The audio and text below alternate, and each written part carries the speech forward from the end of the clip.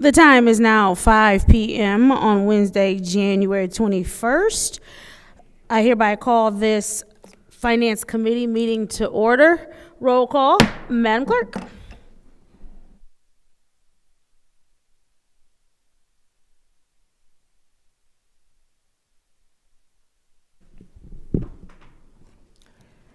Mr. Alameen is not in. Dr. Lewis is not in. Ms. Johnson is not in. Ms. Priestley? Present. Ms. Winfrey Carter is not in. Ms. Burns is not in. Ms. Mashat? Present. Mr. Pfeiffer is not in. Mr. Jarrett is not in. You have 2 members present. We have 2 members present. We'll be holding off until we get quorum.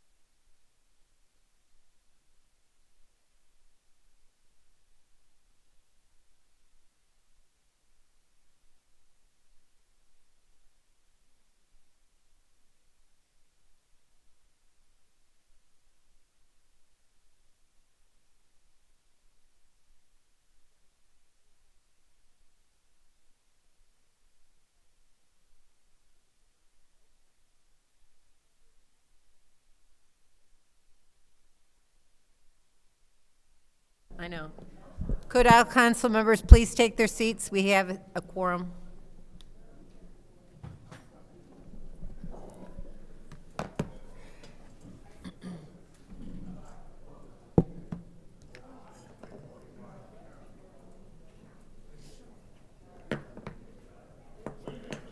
I was getting worried about you. Mine won't work either. But I have the, I still have the door opener. I had to get a new one. Yeah, because mine flew off my visor. Because I have the one for my car on my side and the one for the downstairs on the other side.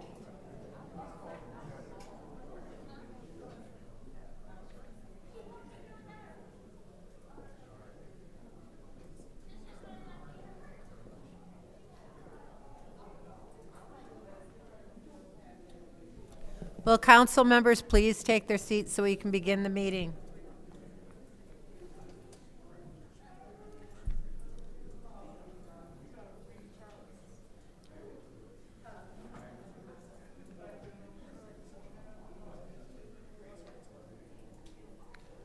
This video's been up 30 minutes of them crossing the bridge, and it's got 2.4 thousand comments already. What are they doing?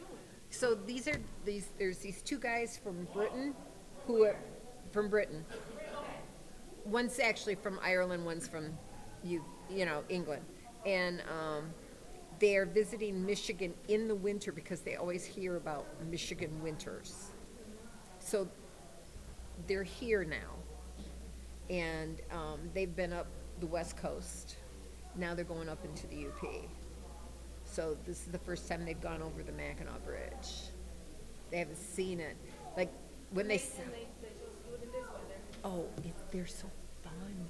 The only problem is that they went tubing on Boyne Mountain. And he fell off and he's up his back. He ended up in the ER. He had an MRI or a CAT scan, and he's on drugs and back brace, and he's. So you just taking that off my list, because I wanted to go to Boyne Mountain so bad. Well, the other guy didn't, but.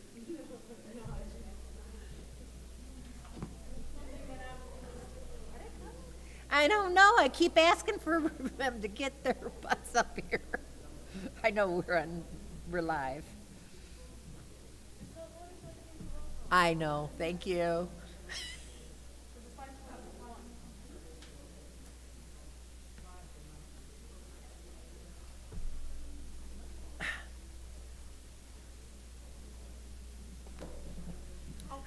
We're still waiting for council people to take their seats so that we can start the meeting.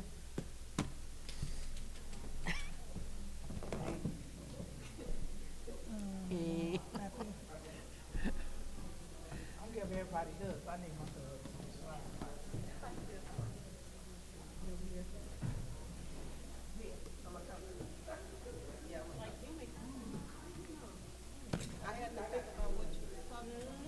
I kept saying, come sit down.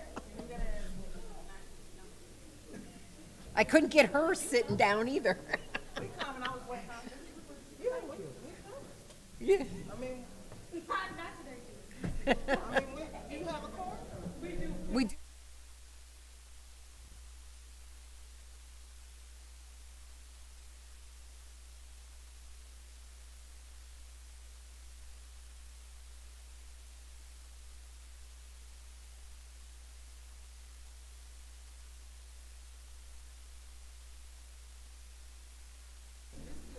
Here we go.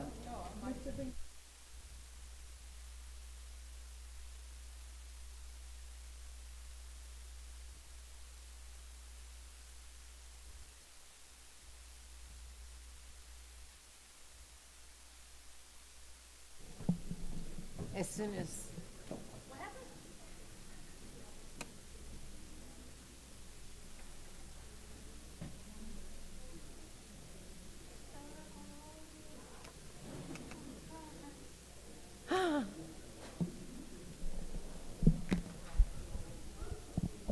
Madam Clerk, would you like to establish quorum with roll call? 5 5:23.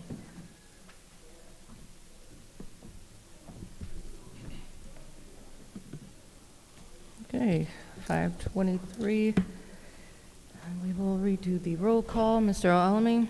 Present. Dr. Lewis is not in. Ms. Johnson? Present. Ms. Priestley? Present. Ms. Winfrey Carter? Present. Ms. Burns is not in. Ms. Mashat? Mr. Pfeiffer is not in. Mr. Jarrett is not in. You have 5 members present. We have 5 members present. Are there any, reading of disorderly persons, City Code subsection. Any person that persists in disrupting this meeting will be in violation of Flint City Code Section 3110, disorderly conduct, assault and battery, and disorderly persons, and will be subject to arrest for misdemeanor. Any person who prevents the peaceful and orderly conduct of any meeting will be given 1 warning. If they persist in disrupting that meeting, that individual will be subject to arrest. Violators will be removed from the meetings. Are there any requests for agenda changes or additions? Any requests? Third time's charm. Any requests? Seeing none, it's now time for public comment. Members of the public who wish to address the City Council or its committees must register before the meeting begins. A box will be placed at the entrance to the council chambers for collection of registrations. No additional speakers or slips will be accepted after the meeting begins. Members of the public shall have no more than 3 minutes per speaker during public comment, with only 1 speaking opportunity per speaker. Madam Clerk, who is our first speaker? First speaker is R.L. Mitchell.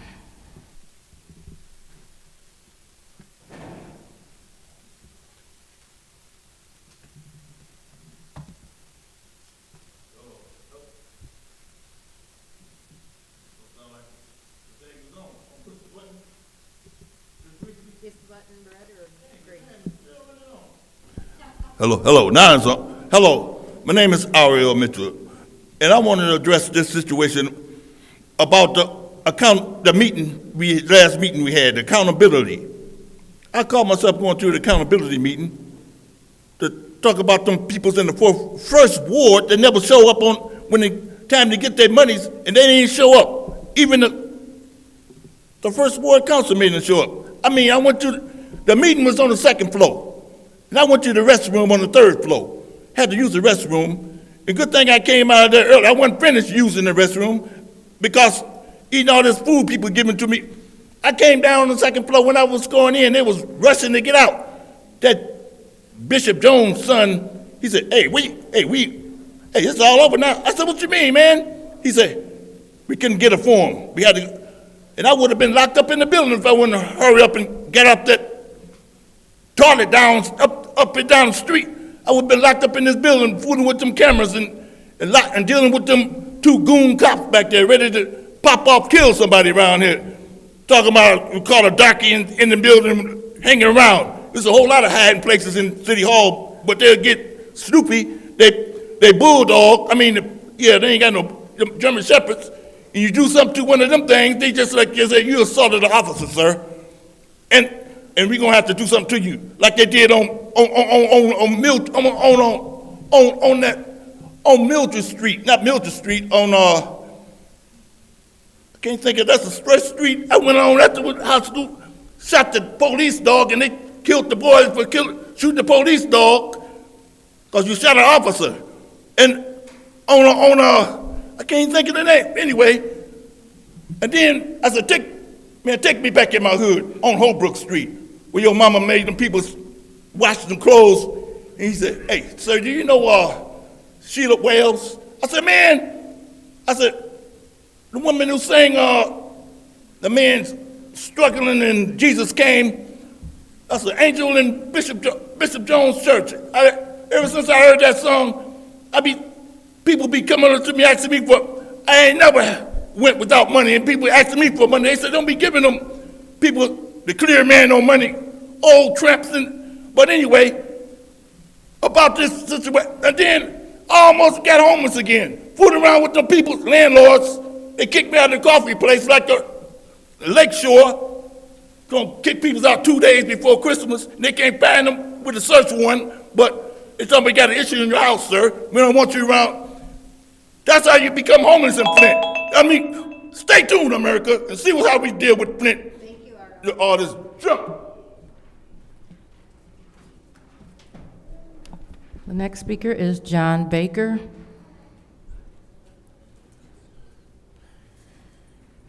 Good evening. How you doing?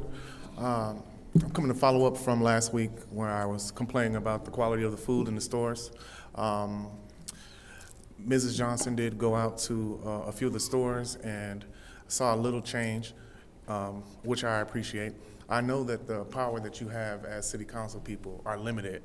It's just that I was ignorant to the fact of what you can and can't do. So now that I do know what your limits are, I would just ask that you continue to do as much as you can do. I've set a meeting up with the building city department. I have a meeting set up with Jack Hippie, who is planning and development. I have a meeting set up with MDARD to make these complaints because some of these grocery stores haven't been inspected since COVID. The first step is getting the building inspected because we can't have a health inspector come in until after that. That's what I'm told. Like I said, I'm still learning. I was asked to actually go into some of these stores and actually go and talk to the owners, but I'm just me, but I will do it. I'm going to do it, and to get them to make a change. One of the stores actually did make a change from the videos that I have been circulating. They emptied out the entire freezer. They just emptied it out. At least it's only fresh food. That's all I'm asking. I don't want to put these places out of business. I've had workers contact me from these grocery stores, just people who work there, cashiers and things. They're like, you're trying to take my job. I don't want anyone to lose their job. We're in a economic turmoil. I want everybody to have their homes and their jobs and all that stuff. But I'm just concerned about, being someone who has older people in their life and younger people with compromised immune systems. You don't have to be sick. You just have to be too young or over the age of 70 to be a bad piece of chicken or a bad piece of beef has caused the end of your life. That's what I'm concerned with. Yes, the quality and the taste, that's all nice. It doesn't have to be gourmet food. I just want it to be edible. Like I said, I want peace. I've done some homework and looked up, how things have gone in the past. I'm ready to do whatever needs to be done. I'll accept any help, Ms. Johnson so far, but I'm probably going to be needing to work with all of you. I appreciate it, and see you next time.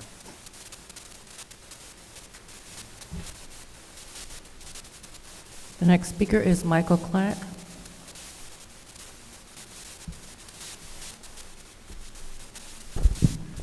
Good evening, Council. Michael Clack, Second Ward. To be honest, I don't even like coming down here, and I want to be clear about that. The last time I was here, I received a warning for simply sitting in the chamber wearing a blue shirt and eating trail mix. The time before that, there was an alleged brawl. Coming to City Council should not feel intimidating for residents who simply are trying to be heard. But here I am because the issues facing our city are too important to ignore. I want to address the recent reports of people freezing to death in our city. Last night it was under 10 degrees. In weather like this, being without shelter is a life-threatening emergency. Yet right before the coldest part of the winter, the fire marshal reduced the number of people who are allowed to be in the warming center. When warming centers are restricted during extreme cold, people don't just disappear. They end up in abandoned buildings, cars are outside, and unfortunately, some don't survive. This is the time of year when our most vulnerable residents need more compassion, more empathy, and more support, and not less. Many of these individuals have mental issues, and some have just fallen on hard times. If city resources are strained, this is exactly what state-level assistance should be requested. Emergency funding and shelter support exist for moments like this. It just takes leadership to ask. And if there's $25 million for phantom organizations with no physical address or history with the IRS, then surely there's money somewhere to keep people from freezing to death in the city of Flint. My next concern is economic development. There are multiple corridors across this city that need investment, but today I'll only focus on one, Corona Road, also known as M21. This corridor has significant potential, yet it continues to be overlooked. There have already been multiple offers to purchase the Zimmerman building, which shows that investors see opportunity here.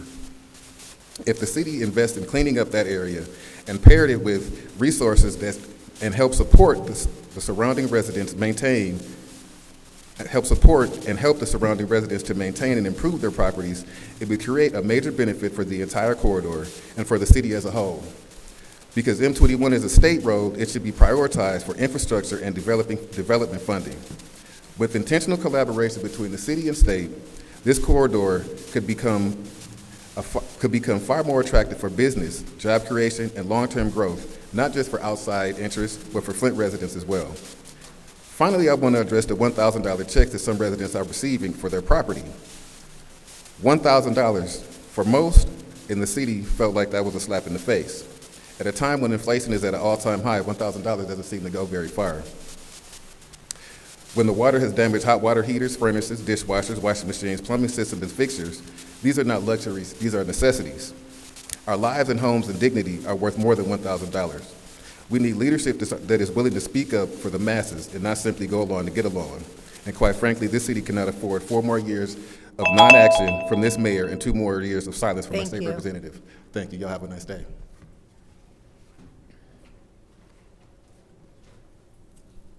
The next speaker is M. Young.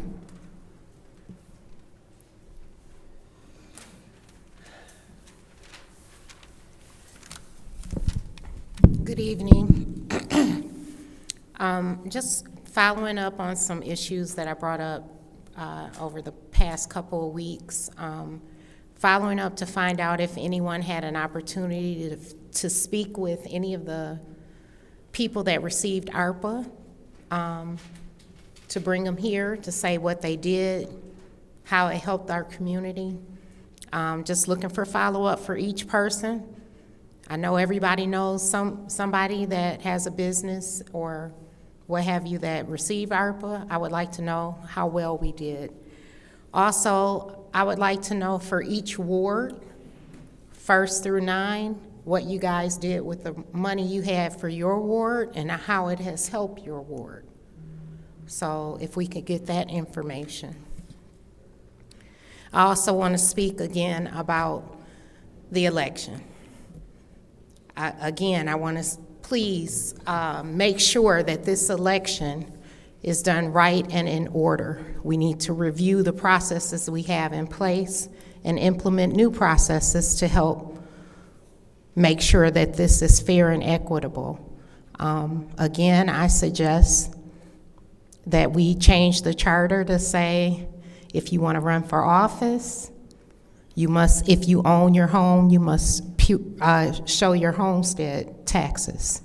We have a lot of residential problems that everybody is speaking of, and we need to resolve it. It shouldn't go on for years and years. I would also like to know if the portal has been updated with the right information. If the voters' registration has been reviewed for correctness, that we don't have people that have passed away that are still on the road to vote. We need this election to be right and fair. And again, to the people of the city of Flint, the people that are currently running for these new positions in council, mayor, what have you, look around. See if they've been actively involved prior to election season. If you're just now seeing them around, may not be the right person. All elected officials need to be engaged with the public. Help us out. Know what our issues are. Lastly, for Candace Mouchette, councilwoman in the 8th Ward, 7th, is there any way that you can find out about us getting the interest from the water settlement. Be more vocal. Help us. $1,000 was not enough. Help us out. Get some more money. You can do it.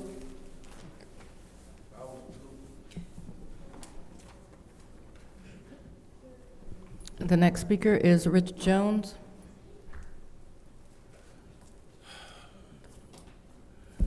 How y'all doing?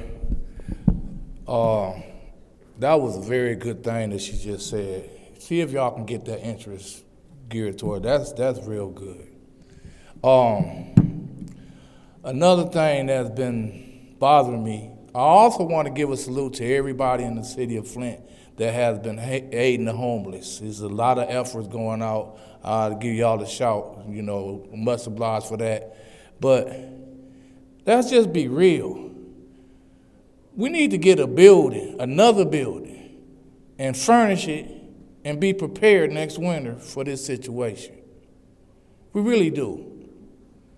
Another thing that kind of been on my mind, because I just see a lot of people just doing stuff because they're running for office. And I ain't cool with it, but I understand it. But when this spring comes, let's do a 30-day cleanup. Me and Quincy, we did talk about this before all of the personal and individual and all the trolling and TikTok and stuff came into play.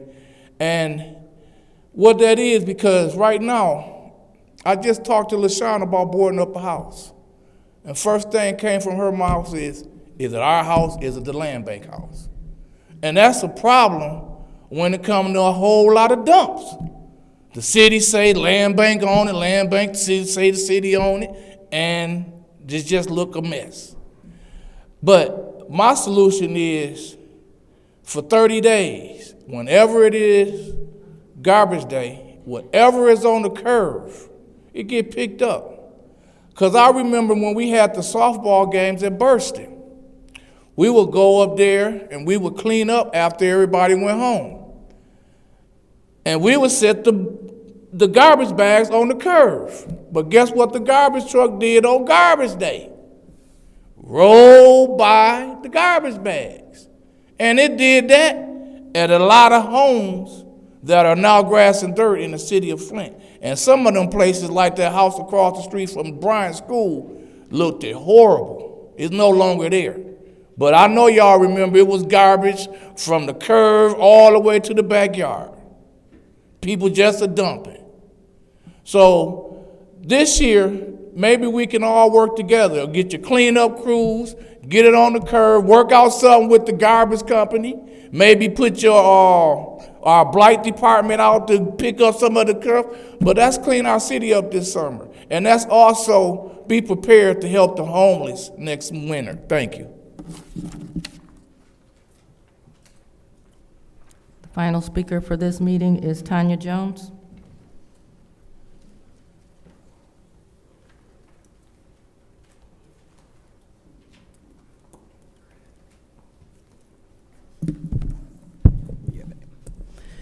Good evening, my name is Tanya Jones.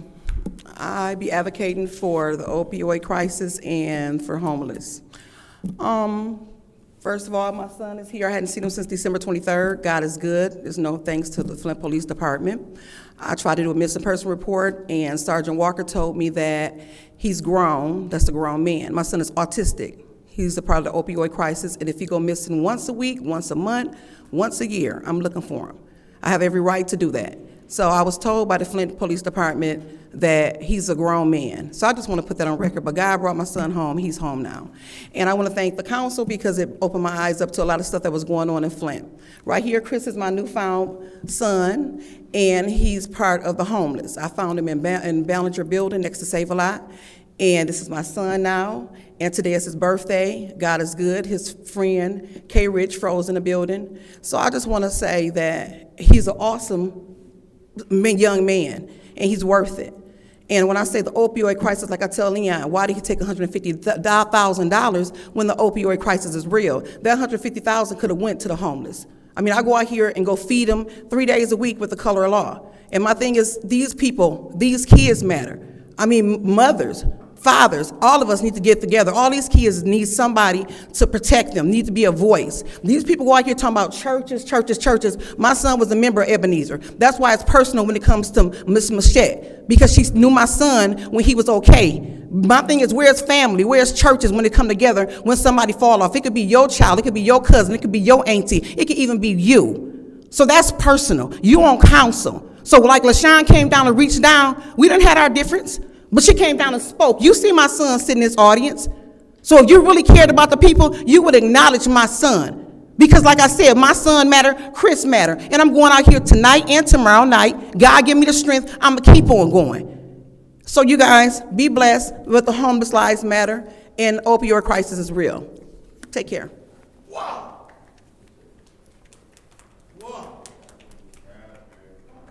Thank you. It is now time for council response.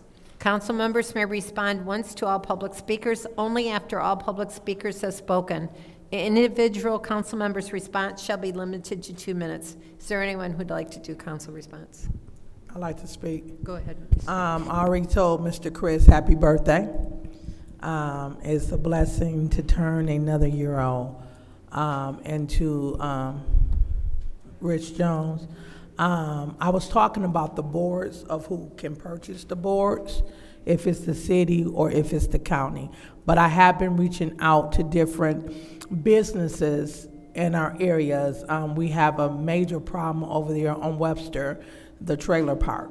And we have a lot of residents that are complaining about that area over there, and they feel that they're left out. So I have reached out to the businesses on Webster and Dorn Highway, and I'm waiting for them to get back with me so we can see if we can get a massive and we can get some center blocks and block off these areas to stop them from dumping in these trailer parks. Also, I went in there yesterday and I got caught in there by a guy that came in with a truck and a trailer. So it was kind of like terrifying. I was like, hey, I told him exactly who I was.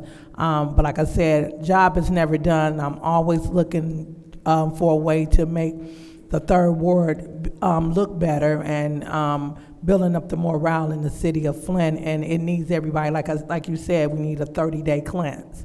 And that's for the whole entire city. And if we can get people to donate us dumpsters and different things that they can do in the city, and get the businesses in our city to help and contribute back to the city of Flint, it would be great. But great ideas, and I'm looking forward to working with you. Thank you. Anyone else? Go ahead. Thank you. I do want to address a couple of different things that were said tonight. I do want to talk about with the freezing temperatures, which you are correct in the fact that I know that the city has designated 2 shelters. The only problem is they only run for a certain amount of time. So we do need to look at doing something long-term overnight, because on Friday and Saturday of this week, we will have negative 11 degrees. And so there will be a lot of people who will find themselves out in that weather. And so I'm hoping that there is something that we can do in the interim while we await figuring out a more long-term solution. But you are correct. I will ask around and ask some questions about if we have any plans for Friday and Saturday night with addressing the negative 11 degree weather. Water settlement interest money, done and done. I will ask, done and done. Another thing I want to address, there are, in addition to people being outside, we've also had some animals that have been left outside as well, some dogs that have unfortunately succumbed to some of the temperatures. We do have several ordinances that address animal cruelty, animal shelter, and what should be done. I do want to remind owners that we do have ordinances in place about dog cruelty. If you do see a dog that is not being properly cared for, if you see a dog that is being neglected and left out in cold temperatures, you can call the Flint Police and they will take it from there, because they can be prosecuted by the city for keeping dogs in inhumane conditions. I do also want to reply to the question about our ARPA money, and if we have people willing to come in. I do, and they are, and they will. I just have to get them scheduled, but they are going to come in and talk about some of the things that they have done with the ARPA money. I only have 8 seconds left, so I'll yield. Thank you. Anyone else? Go ahead. Yes, Go Madam ahead. Chair. Go ahead. First, I would like to thank all of the residents for being here, and those of you who have come forth to the podium to talk about your issues and/or concerns. I did want to speak on the property portal. Michelle brought that up. As far as, and Madam Chair, through you to Clerk Davina. Clerk Davina, who is responsible for updating that property portal? Because I did go on, I'm on it all the time, but I noticed who's responsible for going out, taking the pictures of the homes and making sure that it's updated? It's my understanding it's a function of the land bank, the county land bank. It is not, it's not a clerk function, I will say that. Okay. And that's the property portal, not the, when you go to the city of Flint property search, that's city business, but that's property portal. It is not a function of my office or anything like that. I believe it's the county. The City of Flint property portal? Correct. Okay. I know at one point, and I'm thinking at one point, didn't the development department, were they responsible for updating and going out and taking the pictures? So there's, you can do a property search through the City of Flint website. That's different than that property. I'm talking about the property portal, the Flint Yeah, so I think property it's portal. changed hands That's the land bank. several Okay. times, but, yeah, so I Thank don't you. know for sure. Thank you. That's your time. Anyone else? Anyone else? I'll take a few minutes here. I'm trying to, I did make some notes. In regards to the grocery stores and cleanliness, I think that if you see something, you need to say something and contact the health department. The Genesee County, they're the ones that have the sanitation requirements. Mr. Clack, in regards to economic development, I'm sitting there and I'm reading all these economic development that is happening in Burton, right around the corner from me, and nothing's happening here. My question is why? Why are they doing it in Burton and not here? And I want to see that change, and that's just going to take time. I sit on the city's economic development board, and we get very little information. We get very little inquiries on that. In regards to the water settlement, Ms. Mashat did mention about the interest, but that is all governed by the courts. And we have very little to say and anything to do with it. Is $1,000 enough? No. But it's out of our hands, and I wish I could do something about it. I'm not a part of any court settlement. I'm not going to be getting any money from any of this, so I have no access to grind in this fight. I'm fighting for the people because they need it. But we have no say. It's all out of the courts in D.C. that do it. Rich, in regards to boarding up houses and things, if I could name 10 addresses off the top of my head that I would love to go in and board up. And they're privately owned, or they're land bank. But we have boarded some land bank, but we didn't spend any money. It was taken from fencing that was on the property to do that, and that house is now gone. So, in regards, my time, did my time start? Oh, my time was over, okay. I heard the buzzer, so, okay, that's it. We're now on to the consent agenda. I'll entertain a motion to approve the consent agenda. Is there support? It's been moved by the councilwoman in 7th Ward, supported by the councilman in the first ward. Are there any separations? Any separations? Madam Chair, Yes, go ahead. I'd like to separate all three. All three? Okay, we have a full and complete separation. Okay, so our first resolution is 260024, NYE Uniform Company, uniforms for the Flint Police Department. I'll entertain a motion. Madam Chair, Yes, I make a motion that we send to council, resolution 260024 to council. is there support? There's been made by the councilwoman in the 7th ward, supported by the councilman in the 1st ward, to send to council. Is there any discussion? Madam Chair, Go ahead. through you to those that can speak to this resolution.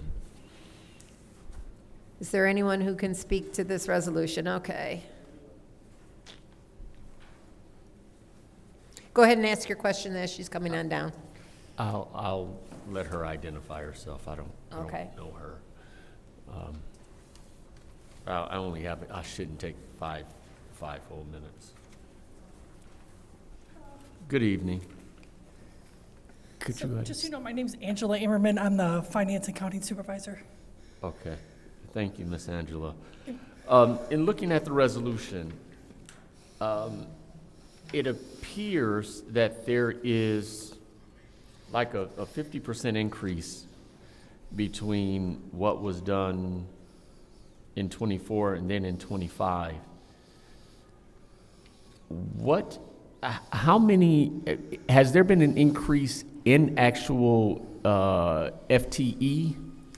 Or are we just replacing? So for FTE, you mean the full-time officers? Yeah, the officer count. We have been recruiting, so I don't know the exact number that they've brought in, but part of it is the new recruits. So the other one, some of the money is to replace some of the other officers' uniforms, but a lot of it has to do with the new recruits. Yeah, that's what I read, that it was both replacement and new officers. So I'm trying to get a feel for, have we been successful? Because that's been a point of conversation, the actual recruitment efforts with the police department, because I'm understanding this is just for the police department, correct? Correct.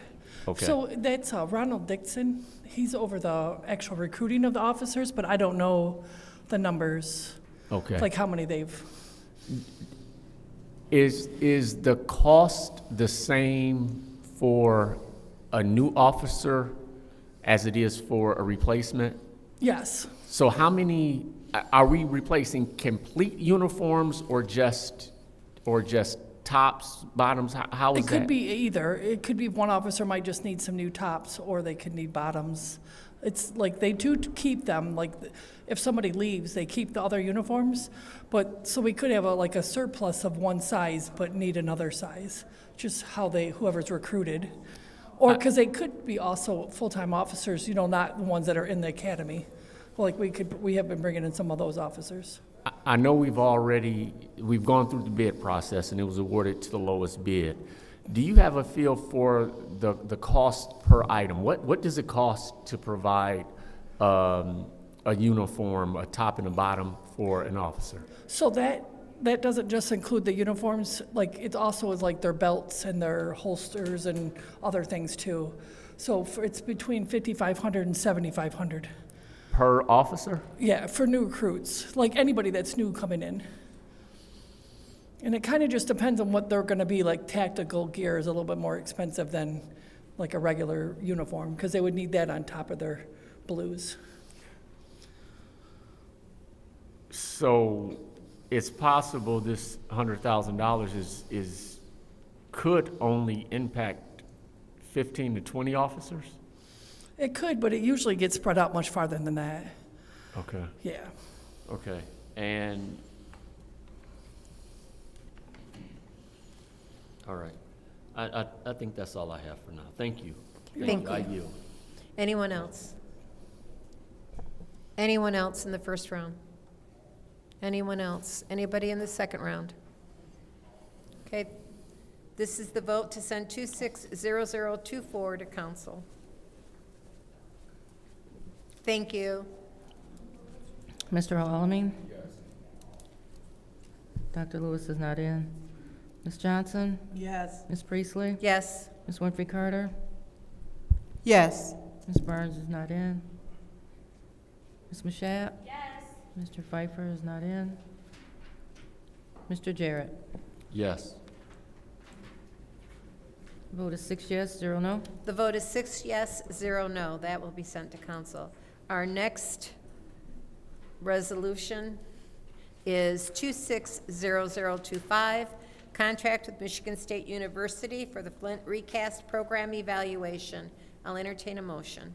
Madam Chair, Yes, ma'am. I make a motion that we send resolution 260025 to council.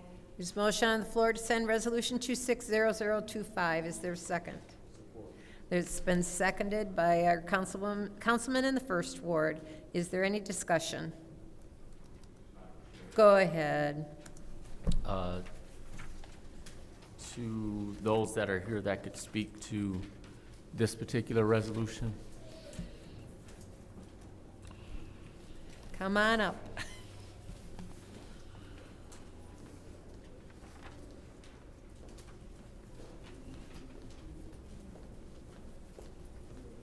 Good evening. Good evening. Could you introduce yourself? I am Michelle Scott. I am the Community Liaison and Program Coordinator for Recast and CVI. Thank you. We, according to the resolution, we have been awarded this grant and had this grant since 2021. That's correct. Okay. And this is basically just a renewal of sorts for the year? Yes, for the 5-year contract. This is the 5-year. last year. And I'm looking at some of the review documents, and they're dated September 2025.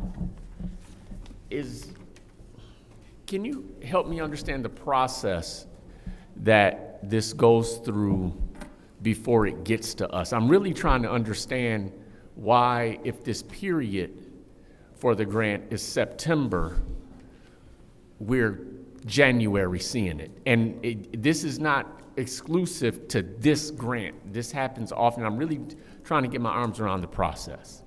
The process mainly is preparing the contract, first of all. Although this is the 5th year, it does repeat, but the language could change. The attorneys go through it. They look over the contract after it's prepared. Then we gather the documents. That could take a certain amount of time to get that done. The attorneys are, I'm sure, busy with other workload, but at the same time, they are helping us process the documents for the contract. So just gathering that information, and then when it comes up for them to approve it and process it, that's it. It's just paperwork and just waiting for signatures. So and I guess this might help given what you just shared, the time with the attorneys and contract review, does that only happen after as this one is dated, today's date, September 24, 2025, staff review? Or is any of that starting before the staff review? The staff review will come first. Okay. And then that triggers the rest of the process? That's correct. And once it's been, the contract has been reviewed, then we'll go around for signatures. And then we'll send out to the organization to have their signature, and then it comes in front of council for the resolution. I'm sorry, the resolution will come before council. Then we have to send the contract out to the organization to be signed. After they go over and they look at it, and if they have some revisions, they can do that at that time.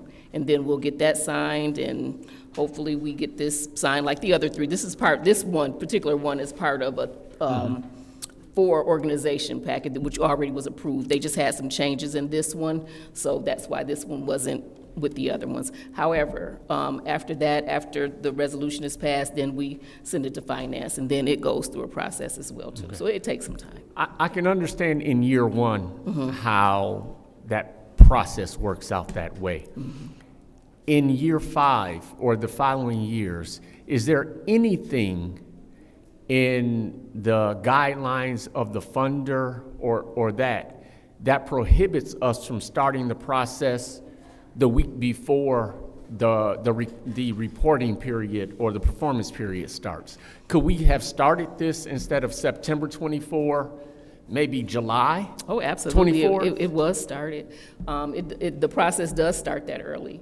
The other part to that is sometimes we have to make sure that all of their documents are up to date. The insurance is saved. The insurance ran out for one of the organizations July 25th. But the next one starts August. You have to wait and you have to catch that up. So that one, if we started sending it out, then it expires, and then we have to wait and get the updated one and attach that one. So everything is correct as far as the dates go. So it could be any number of things. Thank you. And again, I'm mostly speaking to not just this resolution, Yes. but others that come where Yes. we're asked to approve it after Yes. the period has started. So thank you. Yep, you're welcome. Can we turn up the volume on that? I can barely hear it. Okay, thank you. Any other discussion in the first round? Yeah, thank you, Madam Go Chair. ahead. I have a question. I know you guys are doing the evaluations. Have you received any community feedback as far as the evaluations? Did you incorporate community feedback in your evaluations? Yes, Michigan State does the evaluation process. However, when we are with in the community at the organizations, those meetings, we always take surveys then, and those are implemented in the reporting as well too. With everything, we have to implement those. We have to add those to the reports. Okay. Now, okay, I guess I understand. How many organizations are there under this recast grant, do you know? Oh, I'd have to get back with you. There's quite a few, because each one of the subawardees has organizations that they deal with or that they may fund or do mini grants with or whichever, so it's quite a few. Okay, can you get that information? I can get that information for you. And submit it to our clerk, and then she can submit it to each of the council members. That would be some good information for Okay. us to have. Okay. Okay, that's it, Madam Chair. Thank you. Anyone else? Anyone else? Anyone in the second round? Seeing none, this is the vote to send Resolution 260025 to council.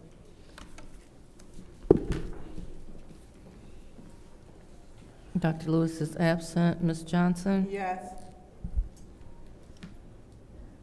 Ms. Priestley? Yes. Ms. Winfrey Carter? Yes. Ms. Burns is absent. Ms. Mashat? Yes. Mr. Pfeiffer is absent. Mr. Jarrett? Yes. Mr. Alamin? Yes. Vote is 6 yes, 0 no. The vote is 6 yes, 0 no. That will be sent to council. Our last resolution is 260027.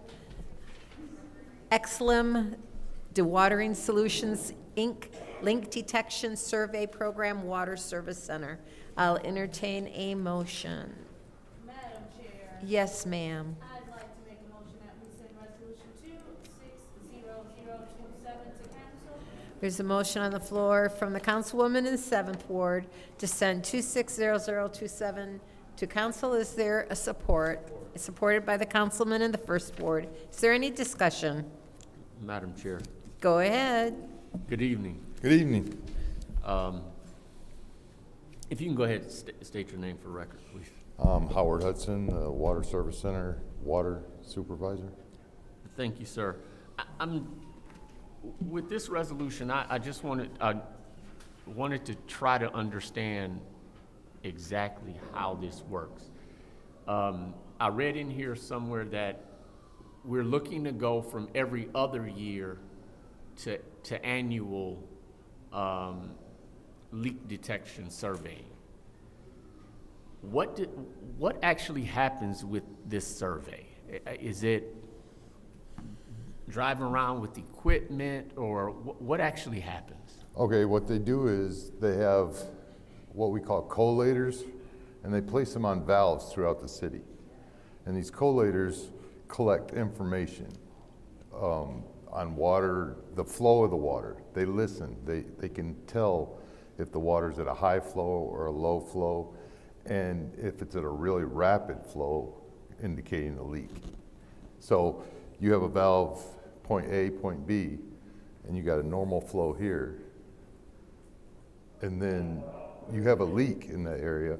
Now you have a rapid flow, and it detects that flow. Then they use an audible listening device to walk that line and find that leak. They can locate, pinpoint, right on top of a leak. I've used them before. They're very efficient at what they do.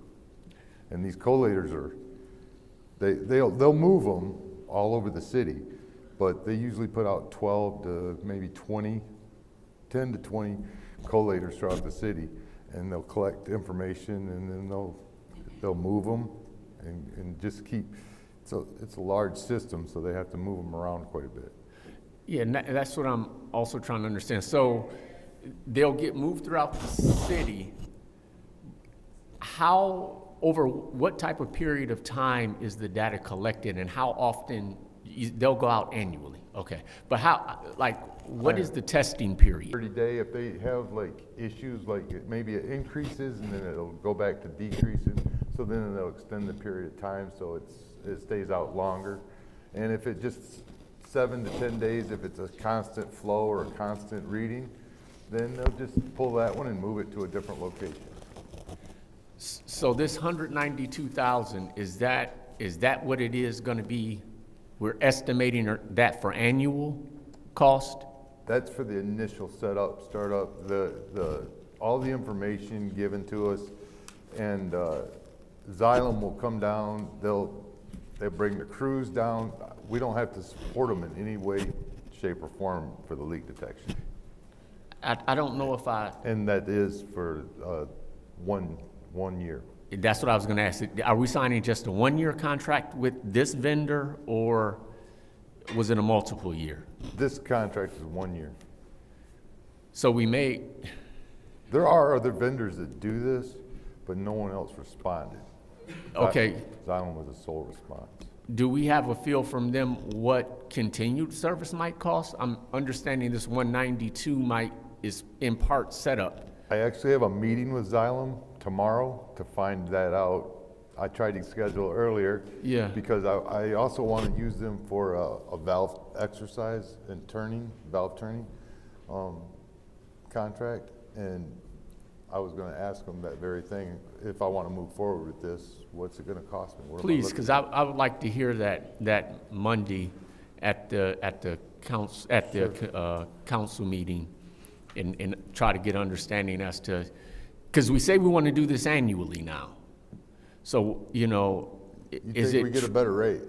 Yeah, is it going to be, we're saying this first year 192, and that's part of setup. Okay, so after the setup, and we only signed a 1-year contract with them, next year we go with somebody else, is that another 192 because we got to set up with a new vendor?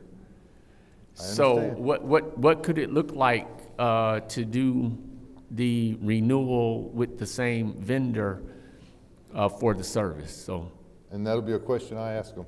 Thank you. I like the way you're thinking there. I yield, Madam Chair. Thank you. Anyone else? Yes, Madam Go Chair. ahead. I have a question.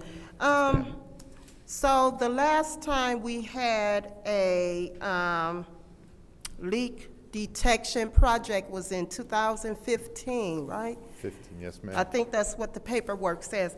That's what I read also. What were the results? Of that leak detection? Yeah.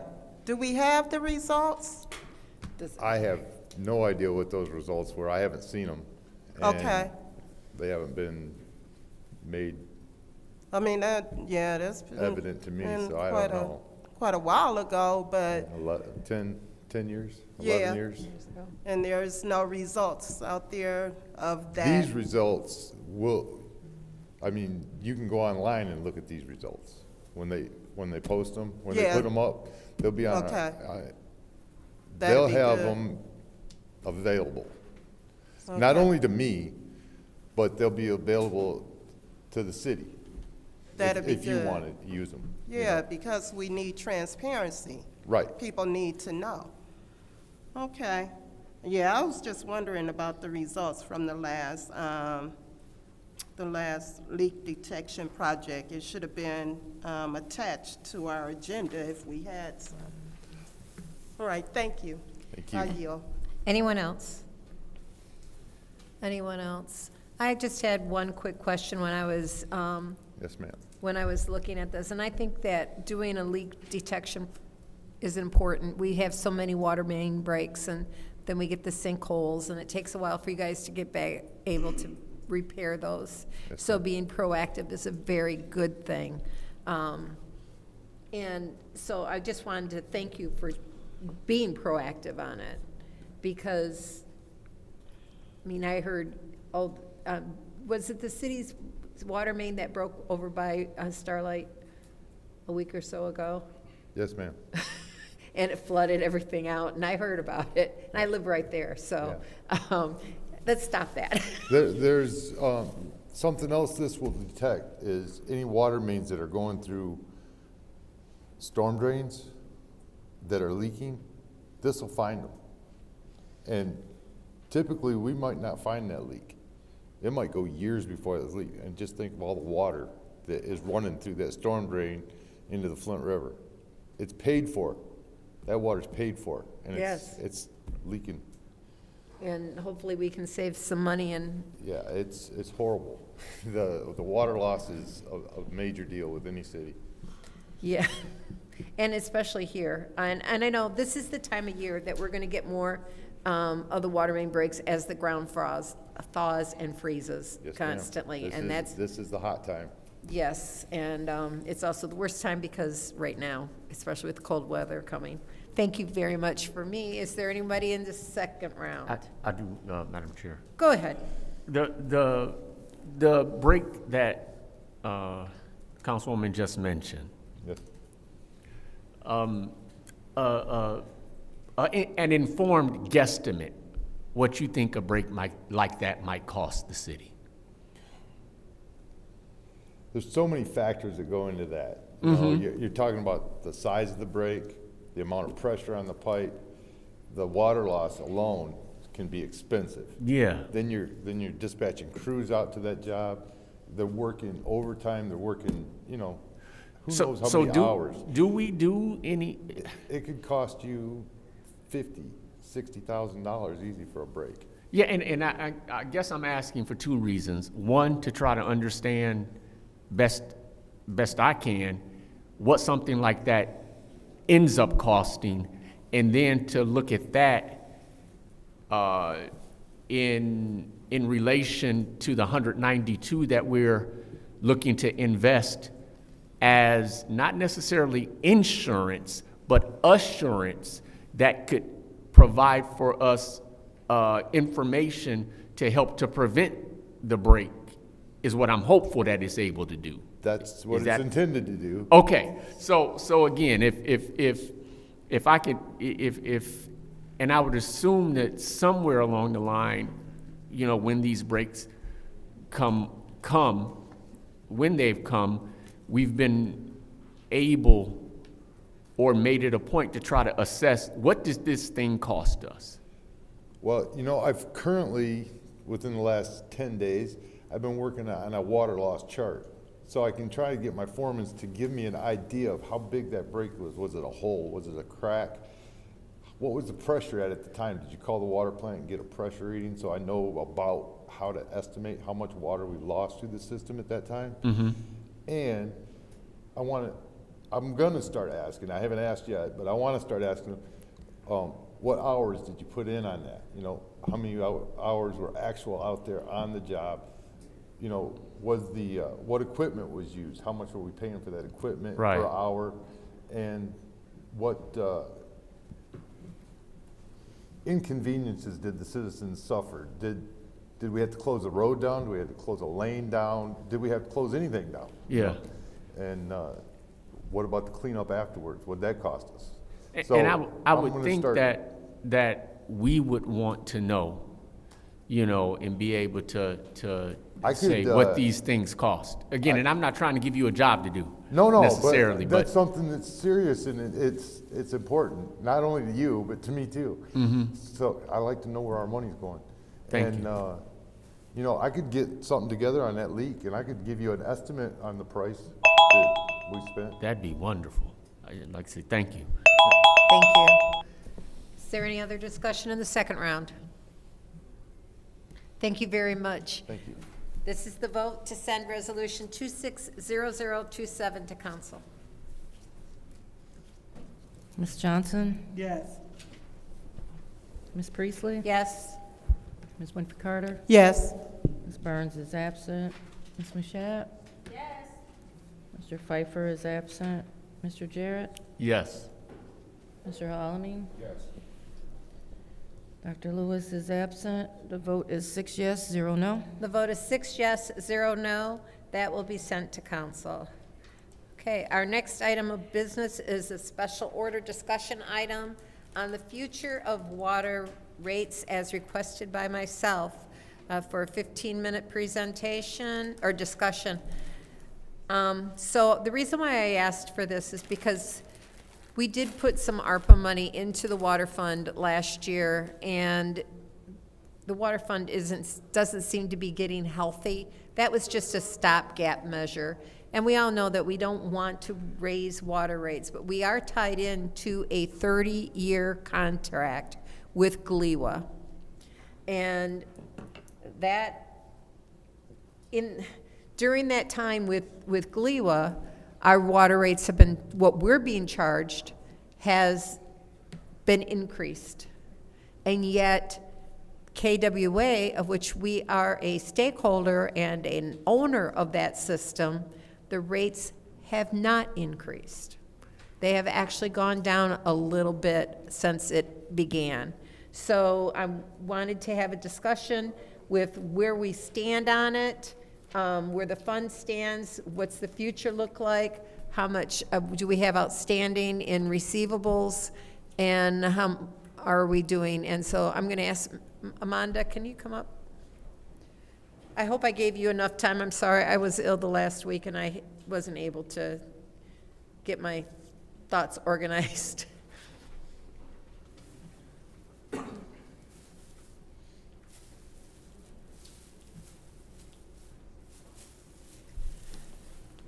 So I pulled the data off of our financial statements from 2024 as to how much our receivables are. Do you know, did I ask you for that information, how much is owed to the water fund right now? Well, what I did was I ran my reports just to see how much was outstanding in water bills. Okay. So you want it as of 2024? As of right now, whatever Okay. you got on your report, was that ran as of today? This is as of December 31st That of works. 25. Altogether, I mean, for active accounts, there's 23 million plus owing. And for inactive accounts, there's 10 million plus owing. So of those 10 million, how many are in collection? Those are the ones that are here. In April and in October of this year, 2025, we sent accounts to collections. I did not get a chance to run that report, but it was over, I want to say 7 million that was sent to collection. And we've got 10 million inactive accounts. $10 million owed. inactive, 10 million yes. inactive that is owed to the city. Correct. So in the meantime, the city is having to cover that debt. Because we have to pay this for the water itself, we have to pay for our staff, we have to pay for chemicals, we have to pay for the water treatment plant, all of that. So I want to open it up for people to ask any questions, because we do have to, this is something, as we all know, it's getting to be budget time, and this is going to be part of the master fee schedule, and let's start the discussion now rather than at the end, in June, in late May, trying to get the budget passed. We have to address it because it's hard decisions. Madam Chair, Go ahead. I'm just trying to understand with this line of questioning, where exactly are you trying to go? I'm trying to find solutions so that we don't have to raise water rates. Okay, as long as we're clear on the vote My for. big thing is can we break the contract is my big question, but that is not for this day. The eyes get big. You know, some things between you and your attorneys. I'm just. Right. I do think that, first of all, thank you for this discussion item, because we absolutely do need to have that discussion. Is there any way that we can get something via email that tells us where we are right now on this day, and how it's trending if we stay where we are? Okay. Finance is currently working on a cash analysis statement. Okay. And that's something that they are just starting to work on as we're doing our audit. And then once they get that information gathered, then that's when they will present that to the mayor to see if there's what we need to do with the rates. So, Mr. Moore, could you send that to us as well, or would the mayor have to send that to us?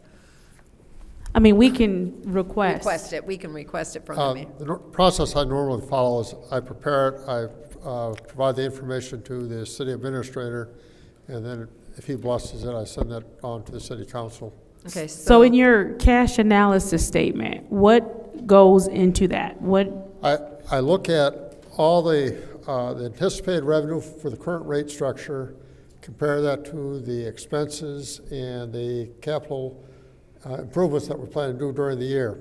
And we try to estimate what our cash position will be during the year, and particularly at the end of the year. If we are worried about the cash position at the end of the year, then we will have a conversation with the mayor and the city administrator to determine what goal they'd like to have, whether it be to revisit the capital improvements, whether it be to revisit the rates, whether it be, whatever options. All options are on the table at that point, and we haven't got to that point. We just started to work on the cash flow. So with our capital improvements that you're discussing, I believe there were some loans or grants or something that we have for some capital improvements, correct? Most of the loans that you're thinking about are with the wastewater side of things. Okay. And we do have some significant grants on that. So what would be some capital improvements on this side of things that we have to take a look at? Right. No, so what would be some capital improvements on this side that we have to We take a try to look at? replace water mains. We try to replace a lot of the valves, and, a lot of the infrastructure. We have to review the needs for the plant. We have to maintain a 20-year outlook on the capital needs of the plant, and we try to balance that out so that no one year is hit too hard, so that we can have a more even expense and repair of the capital needs. And historically, and this might be more of a question for Amanda, but historically, have we received grants or any type of loan or anything to make capital improvements Yes. for this side? So for like water mains? Yes, we've received some significant grants a few years back. I mean, there were millions of dollars worth of grants that we received. So we have made some significant improvements in the infrastructure over the years. It's just that with a water system, you always have to look at the status of everything, and you have to make a plan to replace something every year. Are those same grants that we received in the past, are those grants available now, or how would that process work? That's not my area of expertise. I'm not sure I can answer that question. Is Amanda able to answer that question? I don't think so. That's not her area of expertise either. No. Is there anyone here that is able to answer that question about grants? And if there are any that would be possible? I'm looking back there and I don't think so. No. Okay, so is that something that we can get an answer to as well? I just want us to exhaust all possibilities, because what we're looking at here, we've done some measures, right, that we have not had to pass on any of the rising costs Right. to residents. I would like to keep it that way. I think when we talk in terms of, and again, Councilwoman Priestley is 100% correct that we do not have anything to do with the settlement. However, we can make a request for the interest money. I think that one of the things that we would request that we would do with said interest money is obviously put it into the water fund. I think that if I had my way, there would have been a lot of people not involved in certain ways, and settlements would have gone as they should have gone for residents, and then also people would not be paying water bills. And since obviously that's not what happened, I do want to ensure that we are in a place where, if at the very least, we can ensure that they are not paying higher rates. Because one of the things we know historically is that our water rates were illegally tripled at one point. Yes. And so we are here now. And this council is going to do everything that we can do. I'm going to speak for myself. I am going to do everything that I can do to not raise water rates. That will not I think be it's an fair to easy say that's the thing. mayor's position as well. He doesn't want to raise water rates. All right. I will yield the floor because I'm sure my colleagues have some questions. Councilwoman Priestley, I do want to thank you again because this is a timely discussion. We do look forward to the information that you will provide for us, or the administration will provide for us regarding the rates. Thank you. Yep. And anyone else? Madam Chair, Go ahead. through the speakers, could you guys tell us what trends in population growth or decline could impact water demand and pricing in the future? I'm sorry. What trends in population growth?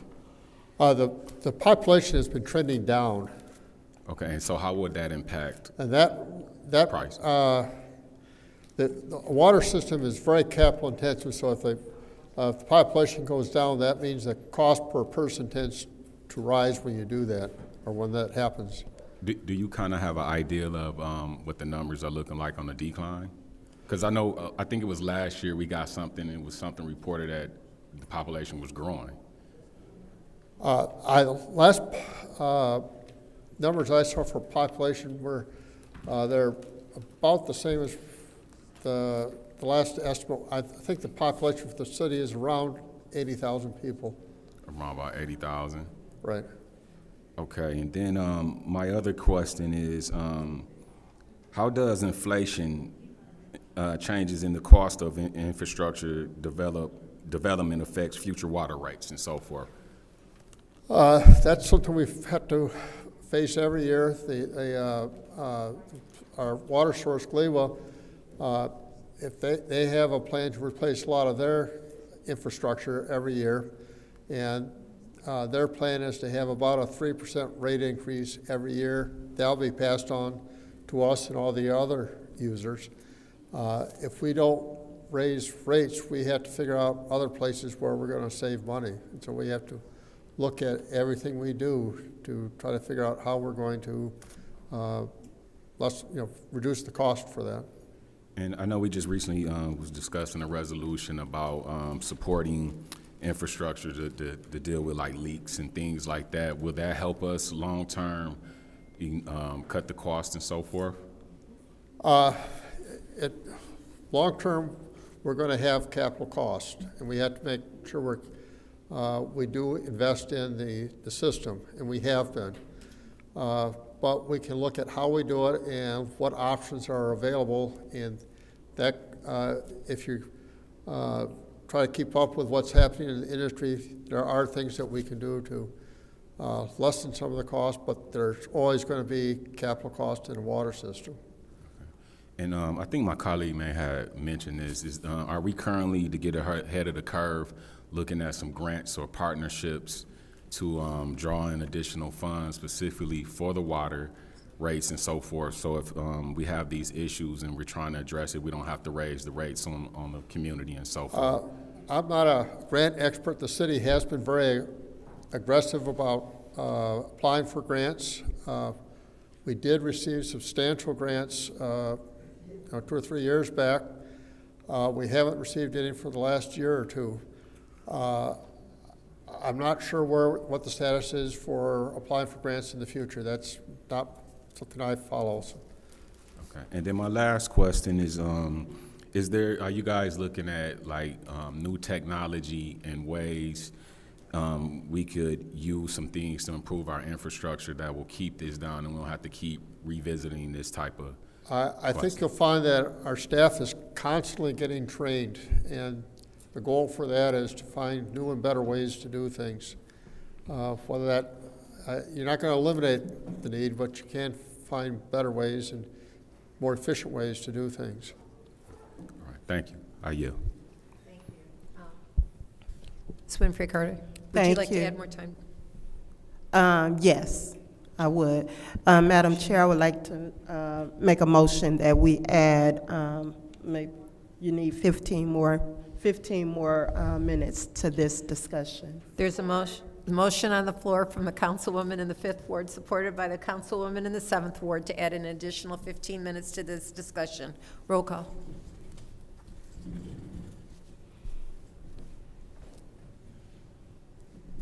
Ms. Priestley? Yes. Ms. Winfrey Carter? Yes. Ms. Burns is absent. Ms. Mashat? Yes. Mr. Pfeiffer is absent. Mr. Jarrett? Yes. Mr. Alamin? Yes. Dr. Lewis is absent. Ms. Johnson? Yes. Vote is 6 yes, 0 no. The vote is 6 yes, 0 no. Go ahead, Ms. Winfrey Carter. Okay, I have a question. I want to find out, what is the current collection rate for water bills? And also the water bills that are delinquent? I don't have the exact number of the collection rate. However, just as, you know, anytime we send out shut-off notices, that's when collection rates do rise. People are usually just prompted by that. I can get you that number and I can email that to you guys to tell you what the exact number is. Right now Okay. it's slower because of the weather. And then how are we doing? We talked about the people who have really high past due water bills.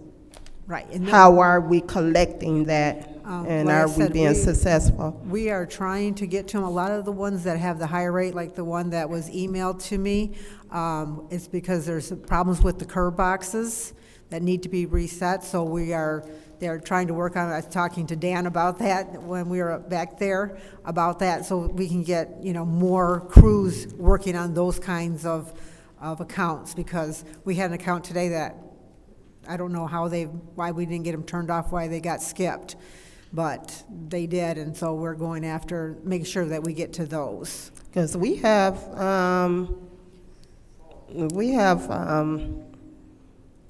bills that probably are past due, how many years? Right.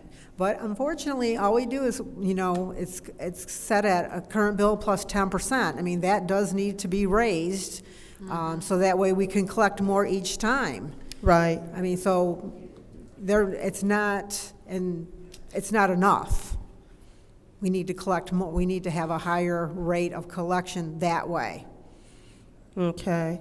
Do we have it set up where residents can be on some type of payment plan? Well, the current bill plus 10% is the payment plan. Yeah, but I guess I was thinking of, and because when we've done those individually where we had people do a certain amount, it did not work out well. People would not abide by it. Right. So that's why we went by with the current bill plus 10%. Mm-hmm.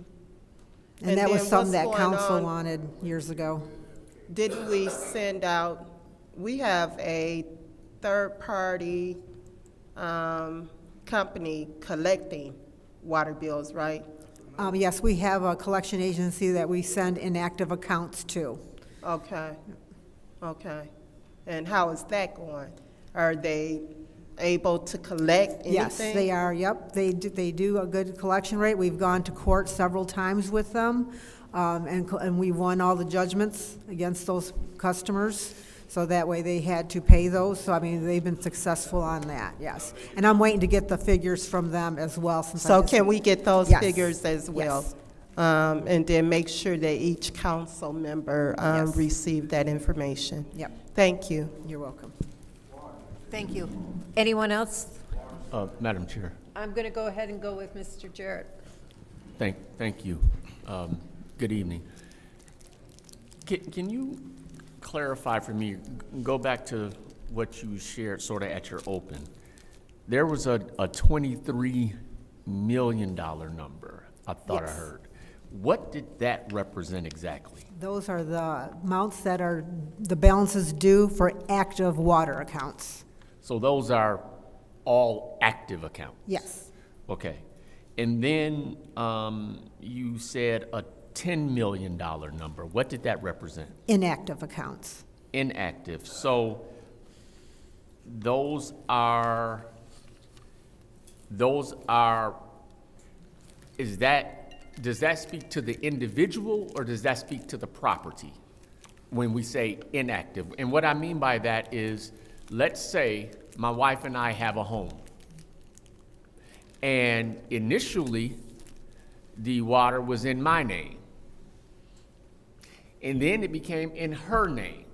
So the account in my name is inactive, but I'm still at the residence.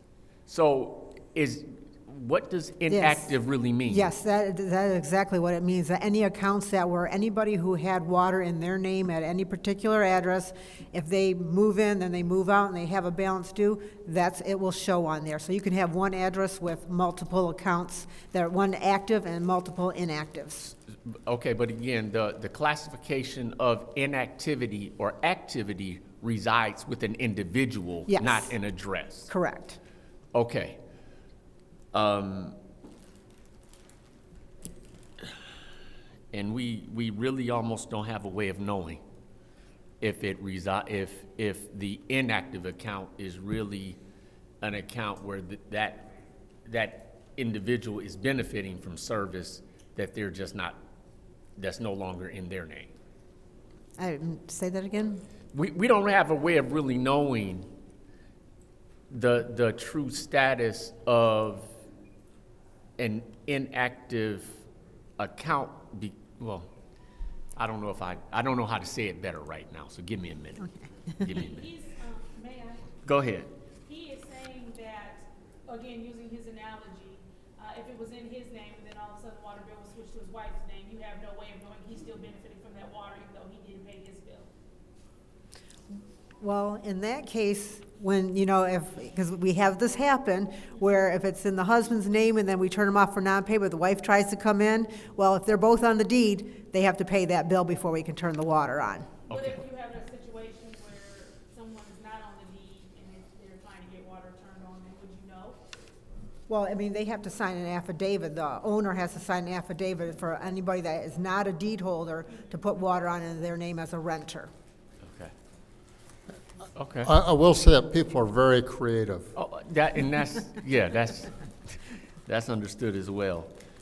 I have a question about the relationship with the collection agency.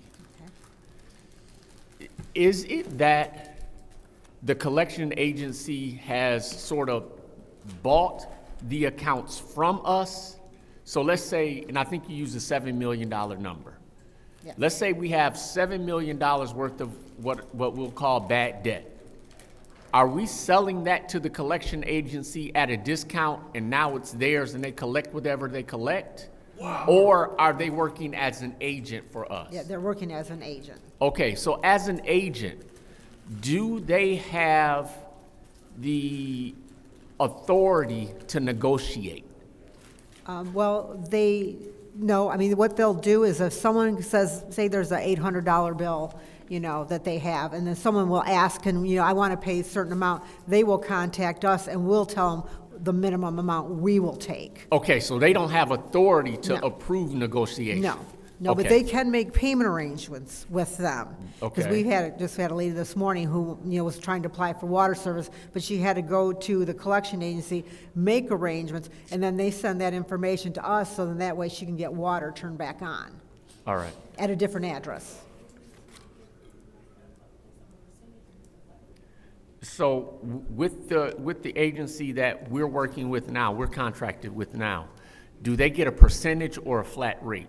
Percentage. A percentage, okay. Okay. I think I'll yield there and open the floor. Mr. Alamin? Thank you, Madam Chair. To the speaker, the world and society is going towards, technology, AI, things like that, solar. What role can green infrastructure play in reducing the overall water demand and our rates? And is that something we are exploring to more green technology? I don't know that we've used AI for that. We do try to use the systems to make us more efficient in how we operate and do things, but we really haven't integrated AI into the operation at this point. Or even not necessarily just AI, but like just solar, green energy, and those other things that can reduce the cost of water rates and so forth. Are you guys exploring or working with some agencies, environmental agencies or anything? Our water supply comes from GLEWA, and they're the ones that make and process the water. We don't really get involved in the treatment of the water. I think that's something definitely we should explore. When you start looking at like solar and things like that, that could be a way of cutting costs for residents as well as the city. I definitely want to highly recommend potentially doing that. And how can we create like a sliding scale for water rates, like a bargaining on income type of usage for, especially for our low income to no income residents? I know that a few years past that they had tried to do something like that, because I know Detroit was doing something like that, but I don't know where it went to, how far they got with that. I know that they did discuss it, but I've never, like I said, that was probably 4 or 5 years ago when I heard that. RL, please. And then my last question is kind of similar to what my colleagues have mentioned. Like, if you are an entrepreneur and you purchase properties and things in the community, what a lot of people run into is that if somebody left the water bill at that residence and whoever purchased that property, they're left with taking care of that bill. Is there some discussion does there need to be discussion about how can we address that? Because if you got people that's willing to invest into our community, especially our neighborhoods that's been hit kind of hard, but then you get hit with a $2,000-$3,000 water bill that's not even yours, that's discouraging. How can we, or is there some things we could do to address that? Well, I believe that the mayor had a workshop just recently for people who were trying to buy homes, because the thing that we come across almost daily is that people buy a home without benefit of, going through a title company and getting title insurance, because if you did that, then they are obligated to go through and find all the bills that are owing, and when they don't do that, then that's when they get surprised when they come in, apply for water service, that there's a water bill owing. So that's something that, I really would like, anyone who's interested in buying a home is to, get the title insurance, so that way they can find out everything that is owing on the property, not only from, the city, but any other, bank loans or whatever that could possibly be on that property. We could come across that every day.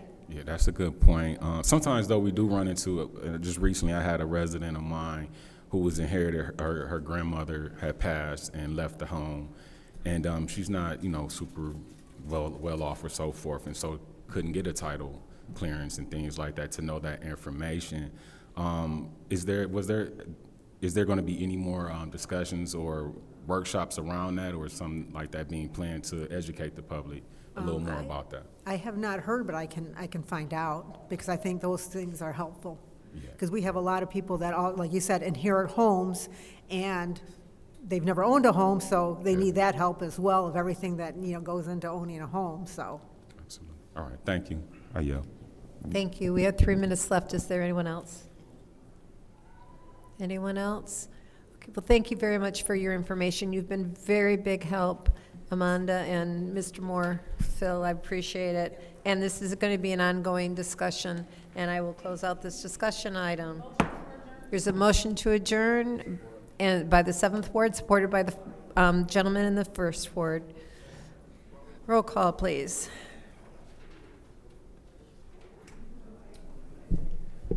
Ms. Winfrey Carter?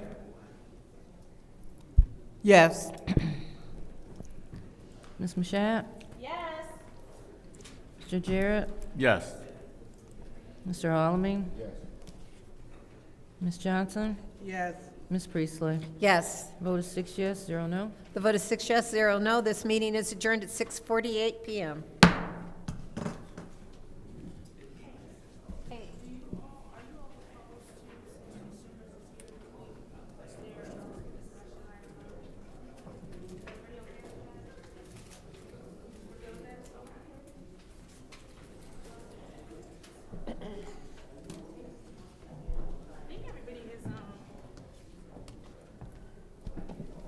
Where do we want to move it up to? After public comment? Also after council response? Yeah. Okay. Before resolutions.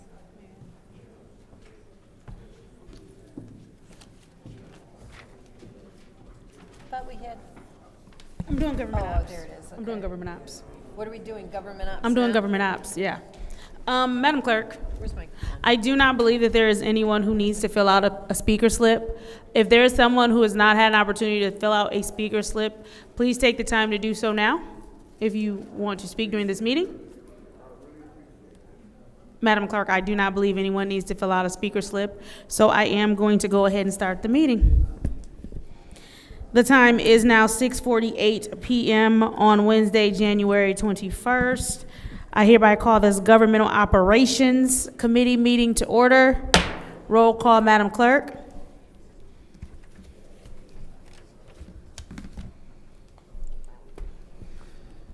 Mr. Alamin?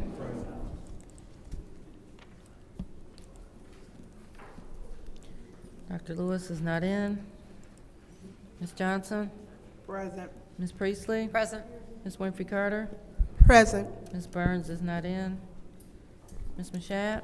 Present. Mr. Pfeiffer is not in. Mr. Jarrett? Present. You have 6 members present. We have 6 members present. It is now time for the reading of the disorderly person city code subsection. Any person that persists in disrupting this meeting will be in violation of Flint City Code Section 31-10, disorderly conduct, assault and battery, disorderly persons, and will be subject to arrest for a misdemeanor. Any person who prevents the peaceful and orderly conduct of any meeting will be given 1 warning. If they persist in disrupting the meeting, that individual will be subject to arrest. Violators will be removed from the meeting. Are there any requests for agenda changes and or additions?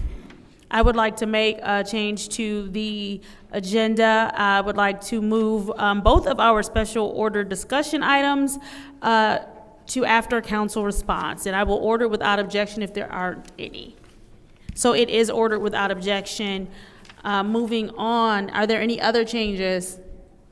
Seeing as how there are none, it is now time for public comment. Members of the public who wish to address the city council or its committees must register before the meeting begins. A box was placed at the entrance to the council chambers for collection of registrations. No additional speakers or slips will be accepted after the meeting begins. Members of the public shall have no more than 3 minutes per speaker during public comment, with only 1 speaking opportunity per speaker. First public speaker, Madam Clerk. First speaker is R.L. Mitchell.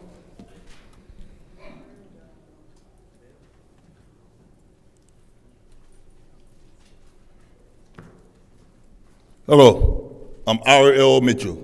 I live at 759 East Linden Avenue, over there by the graveyard, Graceland. And for the record, what Amanda was talking about, the government agent had to come in and step in and jump on us, we the people who got an overstanding water bill in their houses, and if they can't get their money back, they threaten them, kick them out of the house, and then tear their house down, and then they go try to get a new house, and then they call the background, and that's why we keep getting in this situation with Mr. Moore, like you're trying to tell the Mexican woman what to do. Well, anyway, like I say, I lived on Milton Street for 15 years, and I didn't know I lived that long. It was a water leak in my basement. It ran all them 15 years, and that's why I figured that's why I got black mold around the walls down there, and they said, Mr. Mitchell, you can't live in your house no more. They didn't tell me till I had to go get another house, a bigger house and better than that one. But they said people say ain't never had no home training about insurance and all that. I mean, water, like she was explaining a few minutes ago. But even when I got married on 501 Old Laredo Street, a woman and her husband gave me a whole house, insurance and the deeds and everything.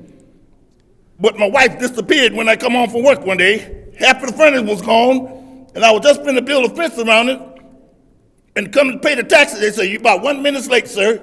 You ain't got no money on this property. And I've been homeless ever since. That's what's going on in Flint.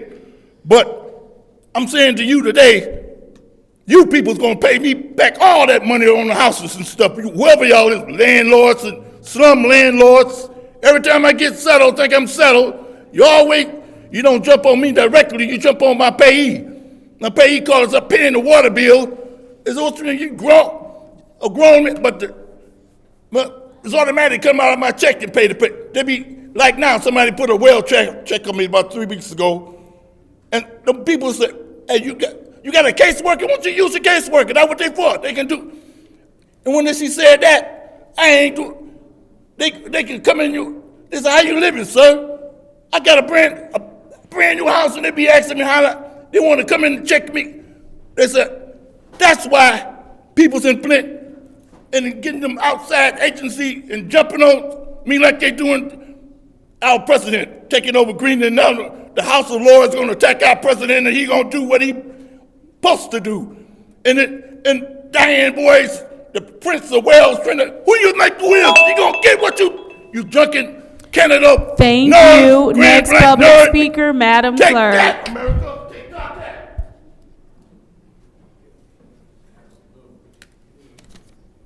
Next speaker is John Baker. I believe he left. Michael Clack. I believe he left. M. Young. She left. Rich Jones.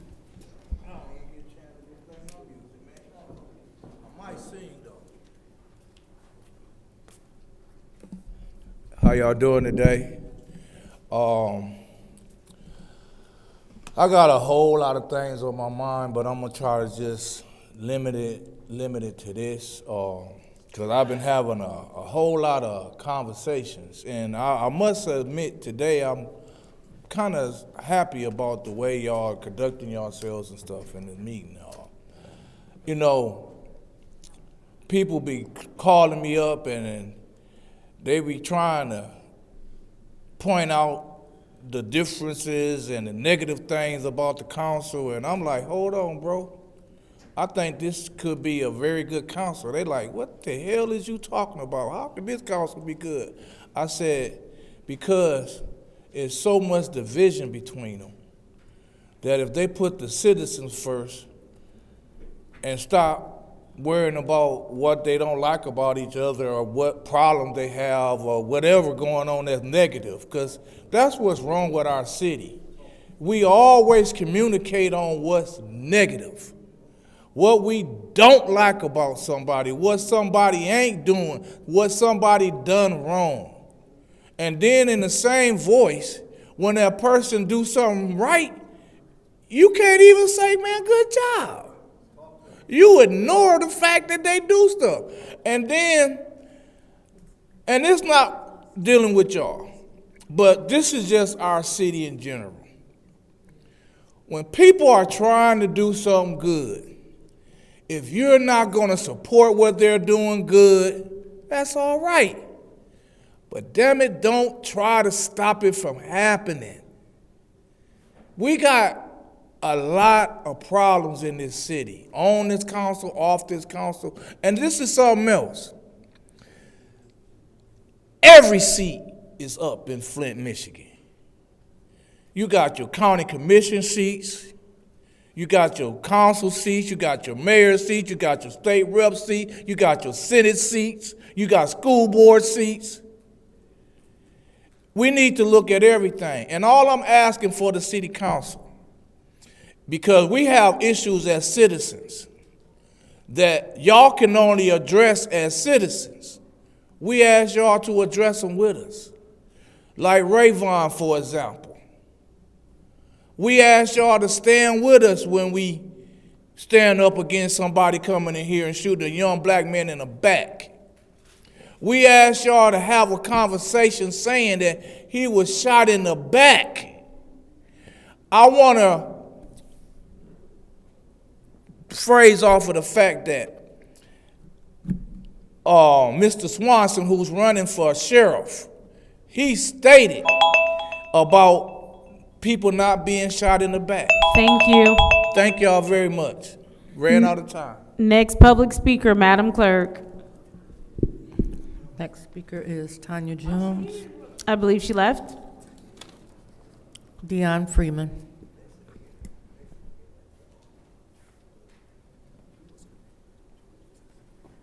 Good evening, City Council. Dion Freeman, a First Ward resident. My statements are pretty much from the last meeting, and I apologize I didn't get my slip in on time. It was about recast. The last time I was at the podium and at a meeting, I noticed that 3 different organizations got close to a total of like $730,000, close to $1 million for recast, 3 different organizations.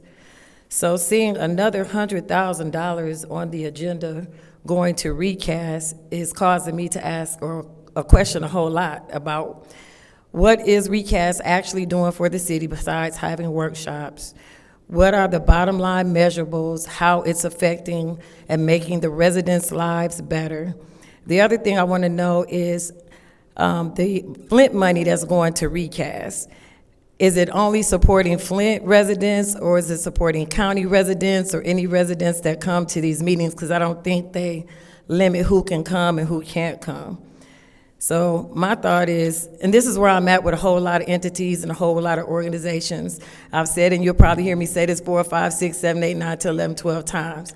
I'm tired of being given trinkets and trash when we need bottom line results and bottom line items that are going to help the residents.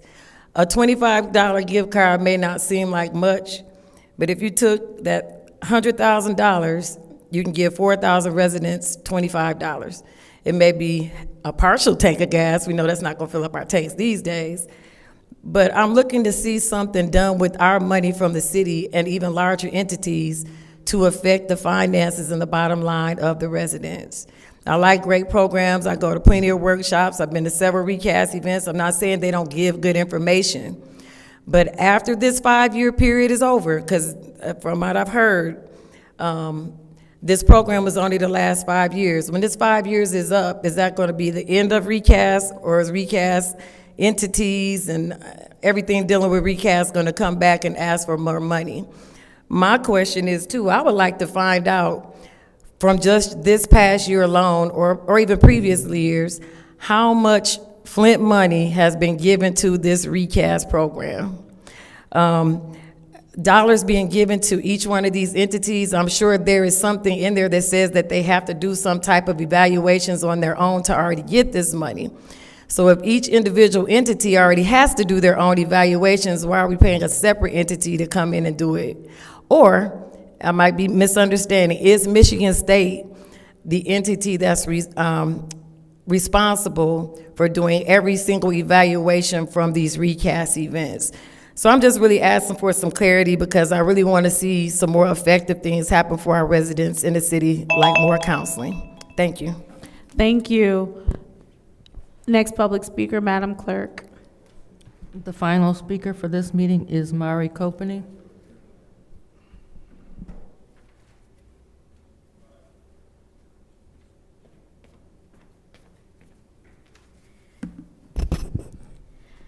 A few things tonight. First, it's dangerously cold and our homeless population is extremely vulnerable. Last week, we had a homeless man freeze to death inside of an abandoned building over on Ballinger. I know the news didn't cover it, but his life mattered. With the downsizing of capacity at the homeless shelters and warming center, I am afraid we are going to see another human freeze to death here. There are several people who are working in the community to try to help our homeless population, but when it's cold, we need to make sure they have access to safe shelter. Next, it's disappointing to see what our community has no plan for when ICE ramps up their activity here. We have a huge Hispanic community that are going to be targeted and harassed if current tactics we are seeing across the country are implemented here. I know Dr. Lewis attended the immigrants' rights training. Maybe collaborate with her on how the city can protect the residents. Last week, Chef Baker brought to your attention the terrible food quality in the few local grocery stores. Let's start with Mr. B's in the Landmark in the First Ward and the Fresh Church in the Fourth Ward. In the last 24 hours, I have gotten over a dozen comments of people finding spoiled and expired food in all these stores. Access to safe and expired food should be the bare minimum for our community. I know at least one of you is working on that, but this is an issue that affects our entire city, so I expect all of you to help figure out how to make sure these stores aren't selling us garbage. And to the councilman in the First Ward, since you keep on reiterating that you have never met me, hi, I'm Mari Kopany. I have been a clean water activist since I've been 8 years old. My letter convinced President Obama to come to Flint, which led to me having a huge platform. I used that platform to advocate for clean water, not only for Flint, but for my entire community. I also used my platform to better my community through the events I throw for local kids. In the past 10 years, I've helped over 40,000 kids with zero hope for local leadership. So please, do your job. Wow! Yeah, First Ward, Councilman. Thank you. Next public speaker, Madam Clerk. That was the last speaker. Thank you. Seeing as how that was the last public speaker, it is now time for council response. Council members may respond once to all public speakers, only after public speakers have spoken. An individual council member's response shall be limited to 2 minutes. Is there anyone who wishes to speak during council response? I got something to say. Councilwoman Winfrey Carter, you have the floor. I love it. Thank you, Madam Chair. I love it when our young people come to council meetings. They are engaged in the process, you know, and they get up to the podium and they speak. I just love it. Little Miss Flint and your sister, thank you guys for always showing up. Thank you. This is good for you. You're learning about civic engagement. Hopefully when you get older, you know, start priming yourself to be able to work, run for, you know, any type of elected official position. If you're running in school for your city for your, what do you call it, student council, you know, that would be good. This is a good start, and thank you for coming. And thank all of the other residents for being here. And I see some representatives from Consumers Energy. Thank you guys for being here. Thank you. Is there anyone else who wishes to speak during council response? All right, seeing as how there's no one else who wishes to speak during council response, I will go ahead and take my time. I too would like to thank Mari. Continue to use your voice and your platform to uplift issues that are happening here. What's happening in Flint is not, it's not exclusive to Flint, and so the help and solutions that you provide for our city could also lead to help and solutions for other cities. So please continue to use your platform in a positive, uplifting manner. I do want to also speak about the fact that we do need to uplift more because we have a Latino population, and we need to make sure that they understand that we honor and respect them and their presence in our community, and that we stand with them as we see what's happening across the nation, that we make sure that we take a stand here in Flint as well. So thank you for uplifting that. And it is very important. We had a young man that was here on Monday who made a similar request to you. And so we are working with our legal department to see what steps we can take as a council to ensure that all people that live in the city of Flint are treated humanely, fairly, and judiciously, because we do know that we are seeing an uprising of rights being violated. And so here in the city of Flint, we want to make sure that we are standing on the front line to protect rights. So thank you so much. With that said, I will yield my time during public speaking. It is now time for our special order discussion items. We will start with discussion item 250431-T, which is the discussion item for an administrative update of water testing 34 through 3600 blocks of Brownell Boulevard. This was ordered by Council President Lewis, who is absent. So we will go ahead and do about a 10-minute discussion to see if maybe one of my colleagues has something they want to weigh in on. I believe our city administrator may be in the back. If you would like to come and provide an update. I do say this with the caveat of working in water, so understanding how this process works, and maybe us needing to make the decision as a body to not put this on here every meeting, simply because there will not be updates every meeting. Sometimes these things are not available. We did have a big ask for him.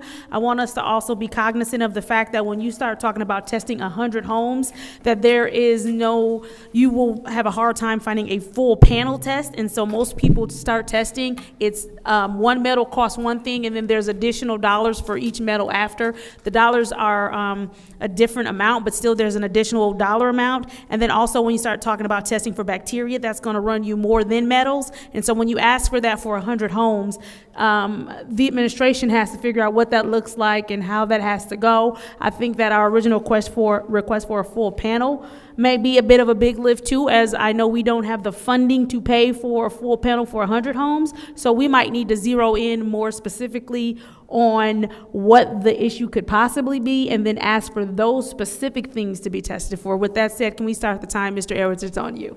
You completed my statement. That's spot on. That's all I came here to say, is that after making the phone calls and talking with the various companies, that's what I concluded out of it, is that they charge based on what they're testing for. Yes. So you got to tell them what they're testing for, and your order doesn't really specify that. They don't deal in such things as full panel, a full water panel. They don't know what that is. Yep. They want to know what elements do you want them to test for. And so I'll tell them it can be up to 100 or even more. But I got to tell them what elements am I looking for, right, and then they'll test for that. So that's really up to the community or people who had the complaint and wanted the water tested. Then I need to know, from this body, exactly what do you want me to test for, and then I can go ahead and get that situated, and they can do what is necessary at that point. But that's something you'd have to give me the information as to what you want done, and then I'll make sure that it gets done. Absolutely. Before I take time, is there anyone who would like the floor? Okay. You're so funny. I mean, it's kind of what I do every day. Thank you, Judy. I appreciate that. No, Mr. Edwards is 1,000% correct. The way this has to work, and I think that we are going to have to once again modify the resolution, because what we need to do is first find out what the concerns are. I know some people are having some concerns with black mold, and some people are saying maybe there's an odor. So we have to narrow down what they're saying the specific odor is. I know some people are saying that there's a discoloration. We need to narrow down the specific discoloration as well. And then from there, we can determine what it likely sounds like, and we can do that with our water experts here at the city. But we need to narrow down those few things to decide. We know that we're going to do bacteria testing for sure. We know that's happening. But when we start talking about some of the other things, when we get into he's used the correct term in saying elements, but we're saying metals. So when we get into testing metals, we need to decide, are we testing for lead? Are we testing for copper? Are we testing for manganese? We have to decide that, but we can only decide that based on what the households are saying, what's more prevalent. And so if you're gonna do that for 100 households, just know your first metal is gonna cost you one thing, and then your next metals are additionally probably gonna be $10 after that for however many metals, and you're gonna have to multiply that by 100, and then bacteria testing has its own cost as well, which costs more than testing for metals, and you're gonna have to multiply that number by 100 as well.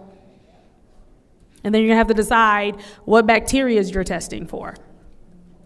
So us putting this on here every week and expecting him to have an answer when we've given him a blanket statement is not fair. So is there anyone who would like the floor? I just would maybe like to have some dialogue with Yes, sir. you here now around Okay, this. absolutely. Because I do absolutely understand and can appreciate not having to have him come every week. Mm-hmm. And I guess what I'm also hearing is, should we be engaging the residents in these homes Yes. and trying to do some type of survey so that we can identify, as you said, what type of testing we need to do based on what they're saying they're seeing or experiencing within their homes? Correct.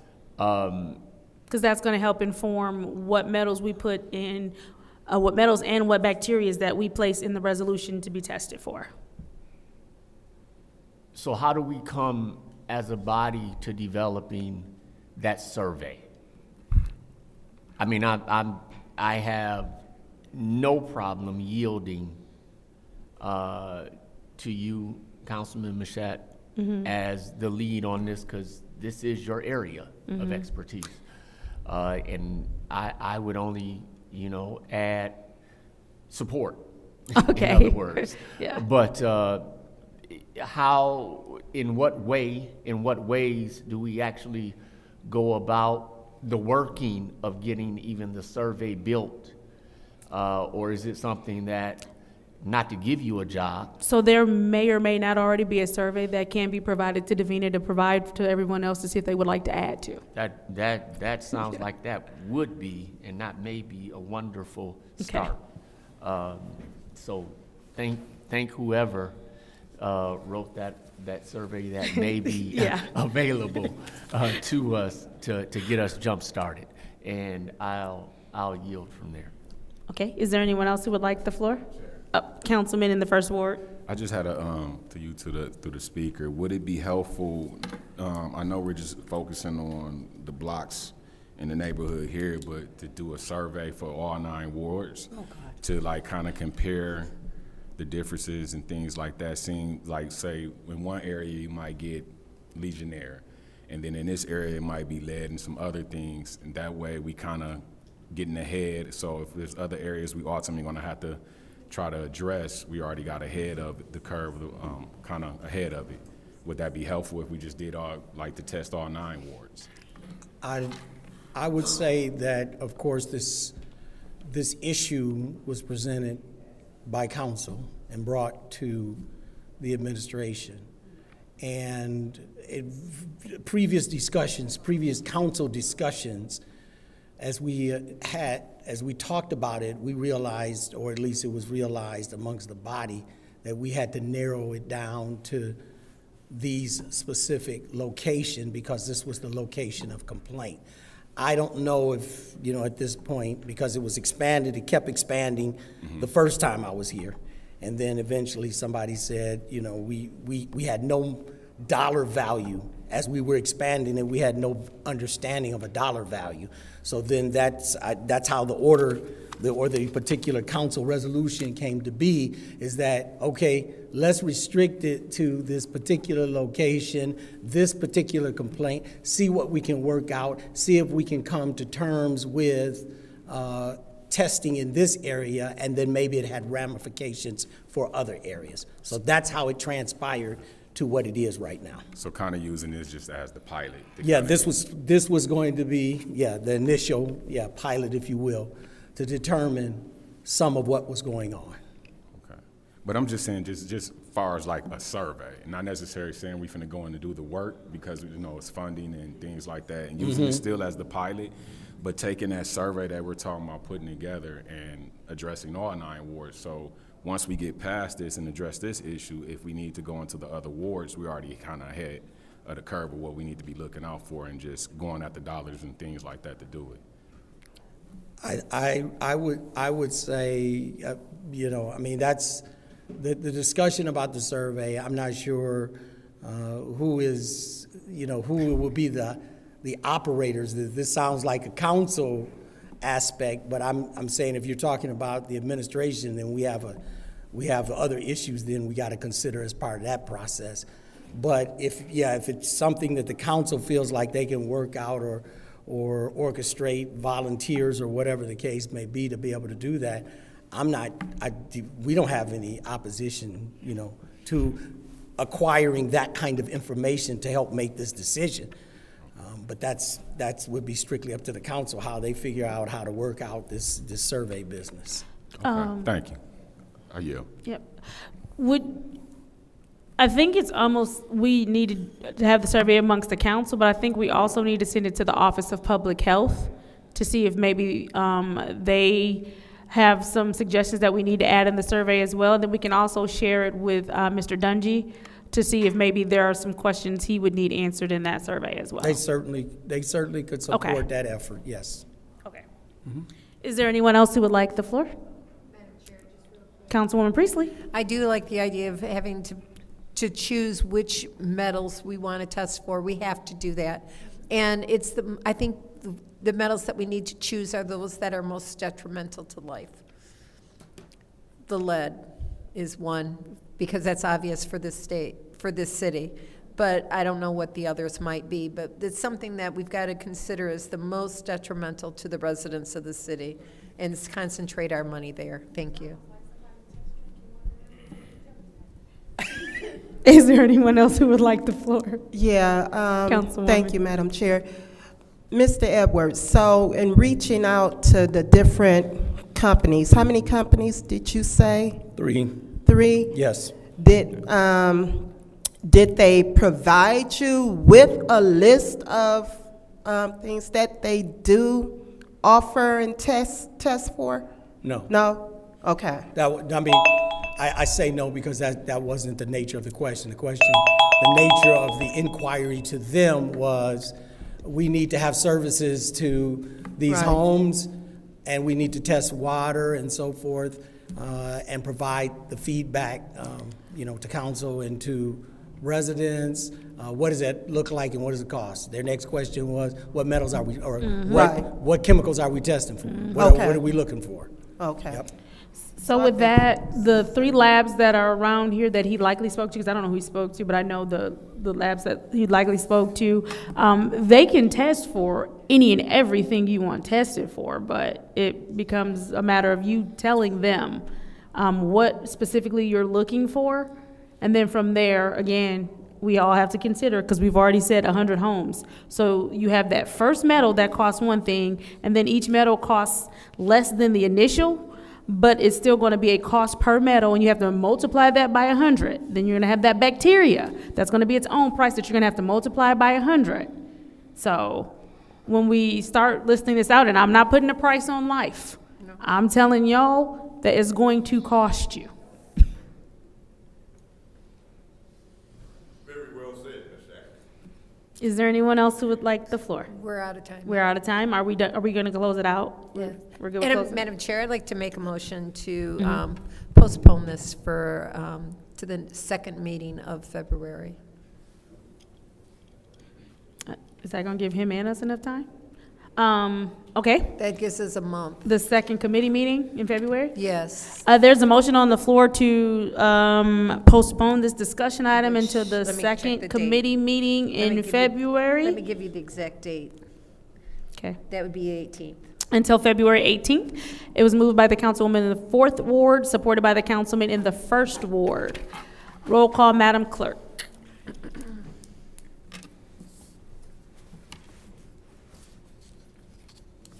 Mr. Alamin? Dr. Lewis is not in. Ms. Johnson? Yes. Ms. Priestley? Yes. Ms. Winfrey Carter?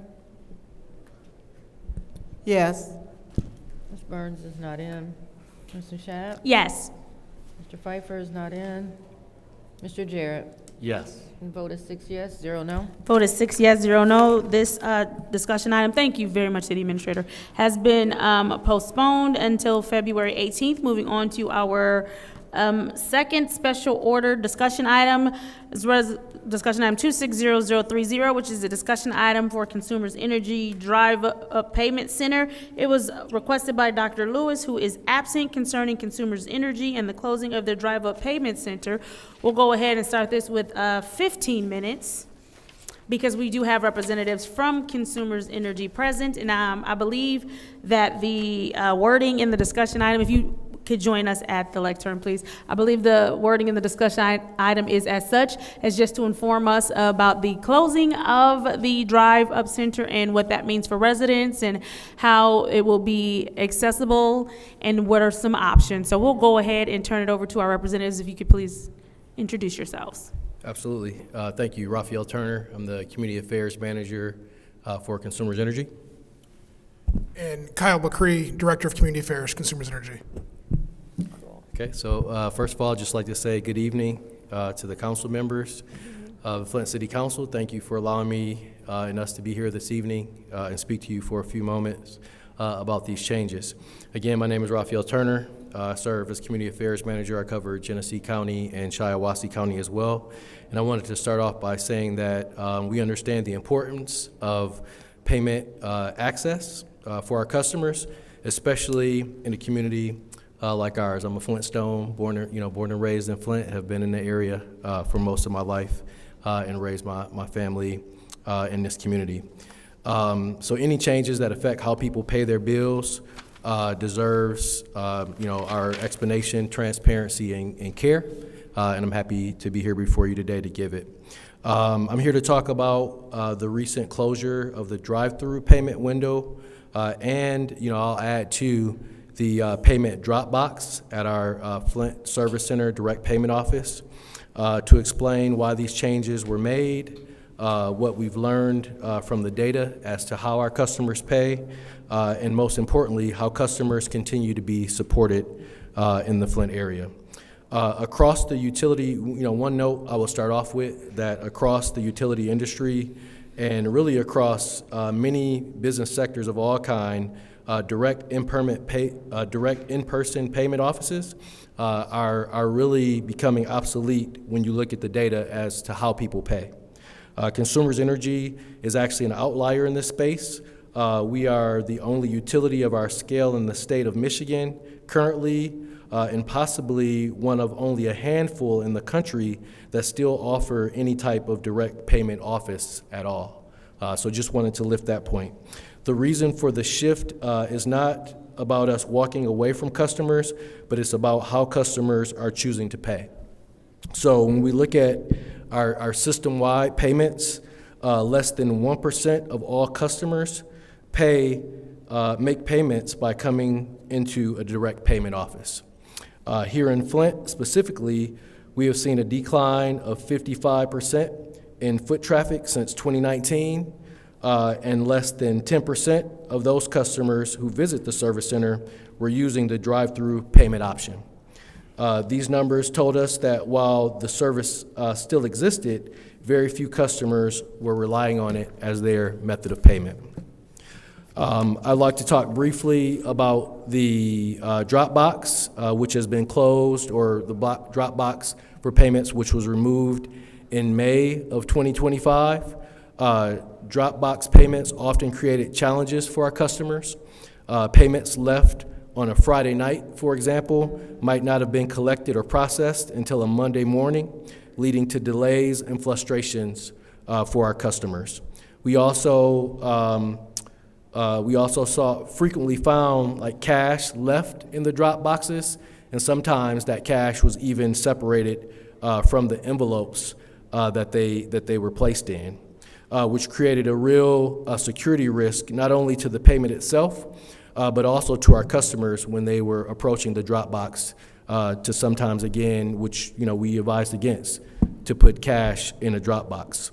Simply put, it was no longer safe or a reliable way to pay, and so again, that drop box was removed with very little, if any. I'm the community affairs manager. I've represented this area going on 5 years, and did not receive any direct pushback from the drop box being removed back in May. Now going to the drive-through window, which presents its own sets of challenges. Communication was limited. Customer validation was very difficult, as our employees could hear the customers, but they could not see the customers when it came down to verification of identification for a customer account. By contrast, in our lobby payment, which allows clearer communication, better verification, and more meaningful engagement with our customers, and that is simply the focus of my role is external customer engagement, and so we really want to have those touch points and meaningful engagements with our customers. But I want to make very clear at this point, walk-in payments are still accepted at the Flint Direct Payment Office, and the facility has been updated in recent years to be fully ADA compliant for those who are coming in to engage with the customer service representative at our direct payment office. Beyond that, customers today have more ways to pay than ever, many of which are faster, safer, and more convenient. And, quite frankly, customers are voting when we collect this data. They're voting with how they choose to pay. And I'll give you a few examples of, what's overtaken walk-up or direct payment centers or drive-through centers or drop boxes by over 99% of our customers using these other methods. And those methods, that have no fees are by paying online, which is number one, followed by payment directly to Consumers Energy using our automated phone system, our 24/7 phone system. There's no additional fees for those when customers are paying direct. We also have authorized payment agencies. Number one used locally at Walmart, which offers extended hours, including nights and weekends, with real-time payment posting. So when the customer pays at one of our direct authorized payment agency, that payment is posted directly to their payment. Like I said, a Walmart, which is a widely used payment posting method, the only additional fee to that is $1.50 to pay per se at a Walmart. We've also looked at data around for our unbanked or underbanked customers. PayPal allows cash to be loaded at local, convenience areas like a CVS or even a 7-Eleven that can be used to streamline payments.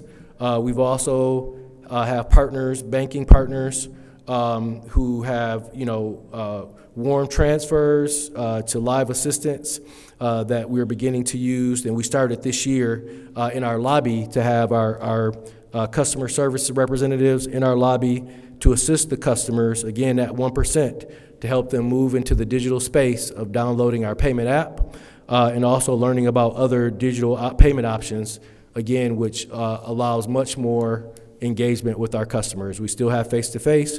We have our direct payment center there, but there's also many digital options which customers have been moving to in most recent years.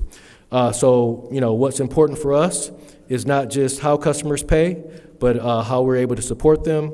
Moving away from drop boxes, drive-through payments allows us to improve security, apply payments faster, reduce errors, and create more opportunities for education and engagement and meaningful interactions with our customers. So, as I conclude, I would say at Consumers Energy, we are committed to being focused on customer first, to delivering a world-class performance with hometown service, and to making sure Flint customers are not left behind as payment systems continue to evolve. These changes were made with great care, consideration, and long thought and deliberation as we looked forward to and assess the long-term safety and experiences with our customers in mind. So with that, I thank you for this time this evening, and thank you for the continued partnership with the City of Flint. Thank you. Thank you for your presentation. If you would please just stay with us for a second here. Is there anyone who wishes to have the floor during this discussion item? Madam Chair, I want to thank you Councilwoman very Priestley. much for all your statistics that you provided us. It's, I know in the past, I used to go up and pay my bill at Consumers, especially when I was going through some hard times, and that was very convenient for me. But I've always had electronic form of method of payments and options, and I've used the Dropbox.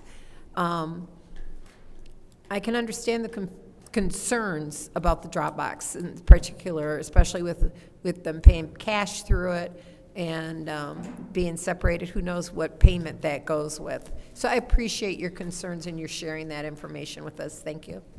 Yep, absolutely. Yeah, thank you for that. And I'll just share a quick story. I grew up, our first home was in the Evergreen Valley neighborhood, not too far from where the payment center was. My first interaction with Consumers Energy, before coming to the company years later, was going with my grandmother, right, through the drive up payment center. I mean, I understand the social aspect of customers coming there to convene, seeing neighbors, paying, and that was just the way that it used to be done years ago.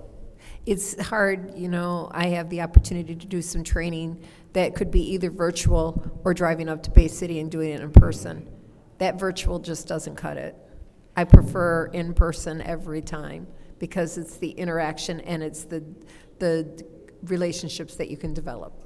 So, thank you. Absolutely. So we understand that customers' affinity to the space, but it's just not being utilized in that way because people are just transitioning to digital methods and other methods of payment that are much more convenient and get it post directly to the account. Thank you. Is there anyone else who would like the floor for this discussion item? How do we educate our? Councilwoman in the third I'm ward, sorry. you have the floor. Madam Chair. I'm new, I'm sorry.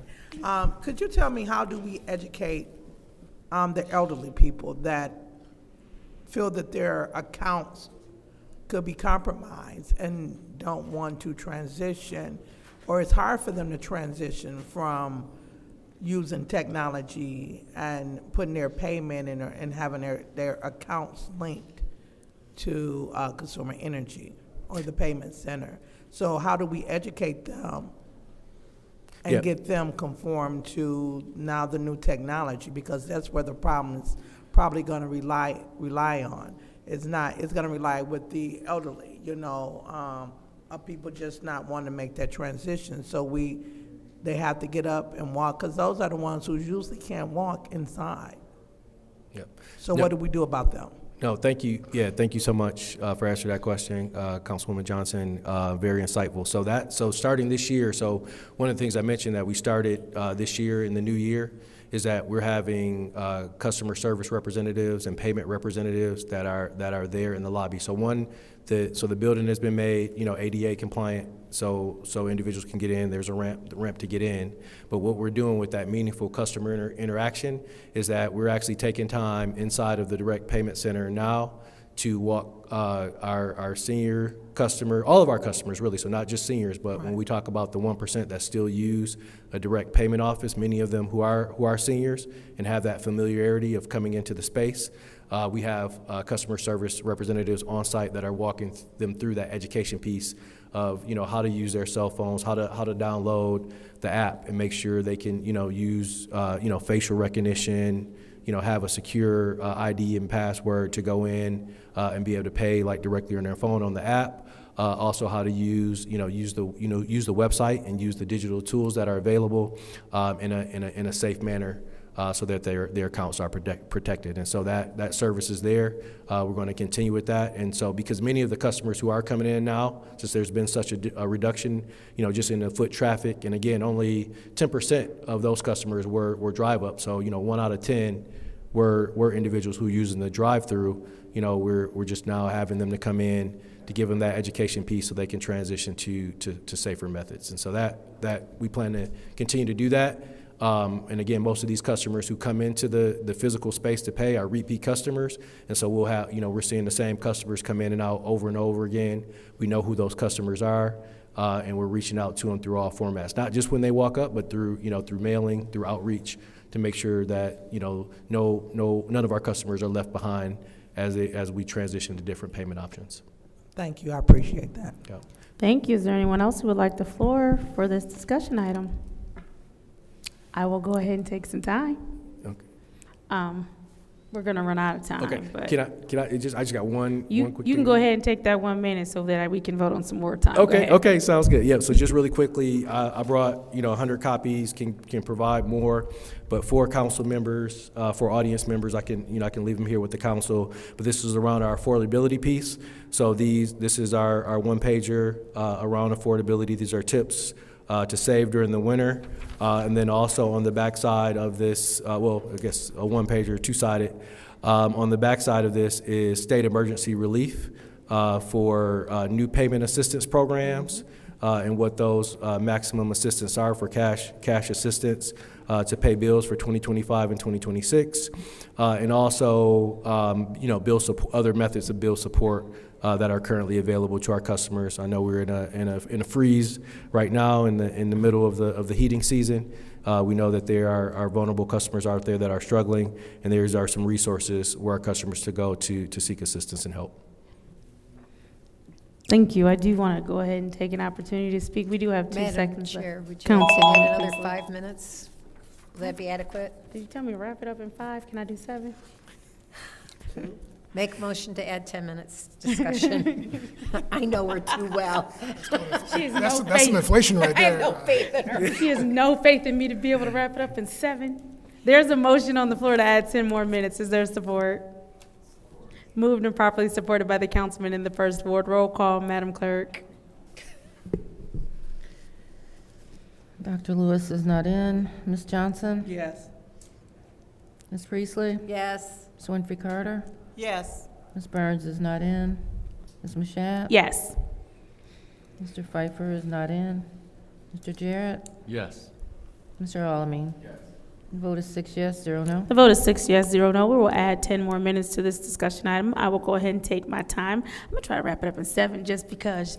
Anyway, Just to get I just me. have a couple of words for you right now. Infrastructure, education, ability, and access. The reason those words are important is because when we talk about removing that drive-through area there, we talk about the infrastructure and how consumers is set up, right? And so Councilwoman Johnson mentioned if I'm an elderly person, because my mind is fixed, and at this point, I'm not going to necessarily learn all of this other stuff that you're talking about. Great that you're offering it, but the likelihood of me actually being able to apply it is very low. So I'm going to have to walk into that building, and we know that the way that consumers is currently situated, I know you said it's ADA compliant, but we know the way that consumers is currently situated, infrastructurally, is very inconvenient. And so when you speak to closing the drive-through, I do want us to consider those who will be inconvenienced by that infrastructure, where they won't necessarily be safe depending on the conditions to walk up and utilize that infrastructure. Go ahead, I'll take it. Yeah, no, thank you, Councilwoman, for the question. Certainly, and we didn't talk about it, but the 2 ways that are possible that I think many, many people pay. One is just the auto pay through your bank account, through your debit account. The other one is putting a check in the mail. I've got parents who are in that demographic, and that's what they do. That becomes a challenge if you are running close to your payment due date, right? Then the mail doesn't become as much of an option because you run into postal service issues, right? But for some of those folks who are set in their, we had to convince my father. I think I was at the utility for 5 years before I got him to get a smart thermostat. And it was only when the old dial one broke, right, that he eventually got a programmable thermostat, right? So we definitely have those customers. I will say on that point, our marketing team, we do customer segmentation. We recognize that our 6.6 million customers are not uniform or not monolithic, and we break them out into different segments, and one of them, there's a marketing term they have for it, but it is your senior citizen population that want to stay warm, that want a predictable bill, and are used to the way that things were, don't necessarily want to change much. And so that's a different marketing segment than a Gen X, a millennial, a Gen Z customer who is looking for those changes. And I am happy that you brought up the fact that we're not monolithic, because it takes me to my next infrastructure point, right? We do also understand that all infrastructure is not created equally. When we talk infrastructure, we also mean broadband and internet access. And so when we start talking about people being able to pay online or use certain methods that require internet access or adequate internet access, we do know that Flint is one of those areas where infrastructurally our internet access is not up to par with some of the other places. And so when you look at people who may not have access to the internet to pay their bills, and I know a lot of times people think, well, you know, people do a lot of things on their phone. Again, that leads me back to the word ability, right? Because some older people might not have the ability to do anything other than dial. Most of them might not even want that smartphone. Excuse me, seniors. I did not mean to say old people. Seniors may not have the ability to do anything or care to learn anything beyond, you know, using their phone just to dial out a number, because most people are being forced into smart technology when they probably would have preferred their flip phone. And so the reason I am really zeroing in on this is because, again, like you said, we're not monolithic, but it sounds like we're doing a little box cutting here, right? So we're saying this is what we do in this city for consumers, so this is what we need to do here in Flint. So recognizing, again, that we're not monolithic, I would ask that we revisit how we are choosing to service the Flint area. I do see what you kept doing there with that 1%, and I can appreciate that, but that is 1% that would probably be a big loss, because we know the aging population right now would be our boomers, and we know there were a lot of those. That's why they had the term boomers, right? And so as they're getting older and some of this technology, again, they may not have the patience nor the desire to understand in that way. I know we also talked about the fact that people can pay their bills in other places, but we do see every year that utility companies are asking to be able to increase rates. And so while we can say only $1.50 for some of us, it might be only $1.50, but for other people, that $1.50 was to go toward that $200 bill. And we can also look at the fact that and this is a personal opinion of my own, I don't think that people should have to pay you to pay their bill. They're paying their bill, and that should be enough. There shouldn't be a charge. And so when you have to go other places like Walmart or stores, there is a charge for them to pay their bill, and they're simply just trying to pay their bill and be good stewards and do that on time. We also know that when it comes to some of the programs that you have, I believe people can only get paid up to a certain amount. So if I've already had my bill paid once or twice, and I'm no longer qualified for that specific program anymore, and I might be running late on any payment arrangement that I had, that $1.50 means the world to me. And so having that access to that drive-through for that $1.50 could be the difference between my lights being on and me sitting in complete darkness. And so I just want us to make sure that we're being cognizant of that. And then I think another thing you said of not being able to properly identify, we do know that with technology, there are all kinds of things that you can hack, and there are AI and other things that you can do to manipulate facial recognition software, fingerprints. There are all kinds of manipulative things that can happen as far as we talk about AI and all of this smart technology. And so nothing will replace, just being able to old-fashioned do it and come and drive up. I will offer a caveat, though, because I see your face.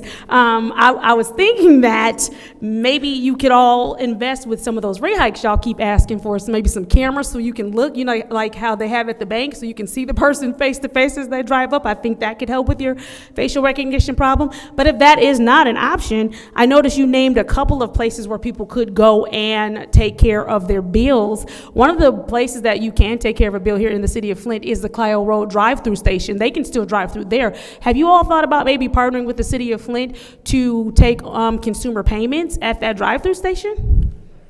We have. I'm going to deal with a couple of issues mentioned also. We only have, I think, 7 in-person payment offices across our service territory. Sheriff mentioned that's becoming very rare. When you look at our rural customers, most of them are not in the city of Flint. Most of them are actually in rural Michigan. They've never been near a payment center ever. They live in a more remote area. So we do think about those issues. I also see and they definitely have poor access to infrastructure when we talk about broadband. Yeah, I also see a council member wearing a work shirt, I think it is, from a place where I'm a former employee years ago, and they were a different name. And The drive-through where I used to go and bank at is no longer a physical drive-through. There's a automated, machine thing, and then you can go inside, right? It's not the tube, that infrastructure style is just going away. It's a very expensive infrastructure to maintain. But now on the Cloud Road side, I will say that our fees that are charged, whether it's for credit card use or if it's at a third-party payment site, are not fees that we collect, that we keep. Those are for the payment processing. It's a straight pass-through. We have had discussions with the administration. Actually, I was speaking with administration today. We're exploring what's possible. We've run into the fee as an issue. If someone else is taking the payment, there's a fee. We don't want there to be a fee. The city doesn't want there to be a fee, but that's the reality of our third-party payment system. We continue to be in conversations on what may be possible in Cloud Road. We haven't.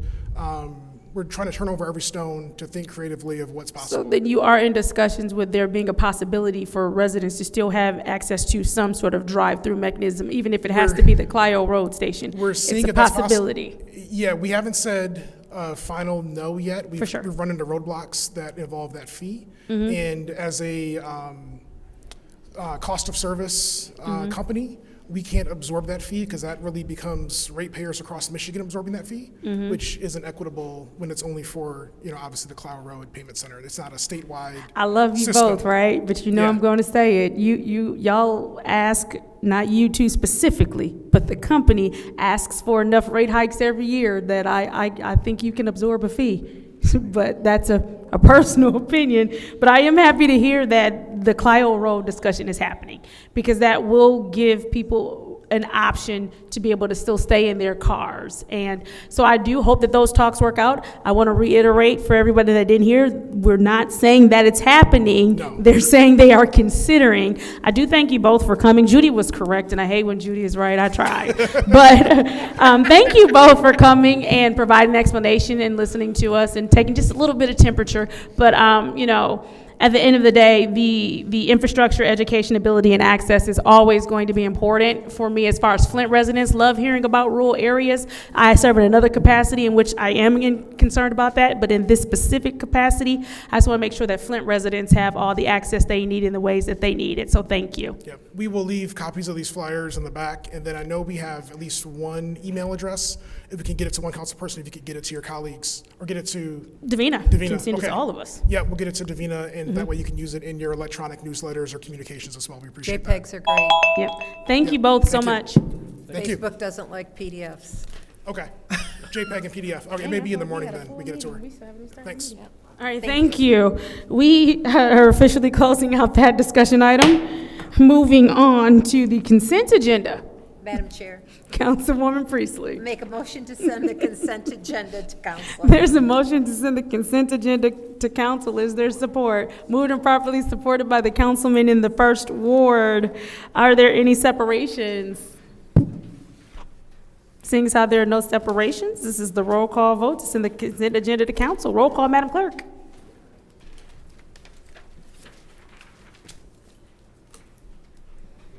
Ms. Johnson? Yes. Ms. Priestley? Yes. Ms. Winfrey Carter? Yes. Ms. Burns is absent. Ms. Mashat? Yes. Mr. Pfeiffer is absent. Mr. Jarrett? Yes. Mr. Al-Alamin? Yes. Dr. Lewis is absent. The vote is 6 yes, 0 no. The vote is 6 yes, 0 no. The consent agenda has been sent to council. Motion to adjourn. There's a motion to adjourn by Councilwoman Priestley. Is there support? Supported by Councilman El-Alamin. Roll call, Madam Clerk. Ms. Priestley? Yes. Ms. Winfrey Carter? Yes. Ms. Burns is absent. Ms. Mashat? Yes. Mr. Pfeiffer is absent. Mr. Jarrett? Yes. Mr. Al-Alamin? Yes. Dr. Lewis is absent. Ms. Johnson? Yes. The vote is 6 yes, 0 no. The vote is 6 yes, 0 no. The time is 7:50 p.m. Wednesday, January 21st. I hereby adjourn this Government Operations Committee meeting.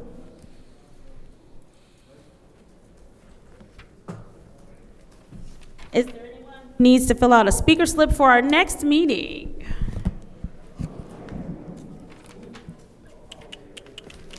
Is he filling out a slip or is he leaving?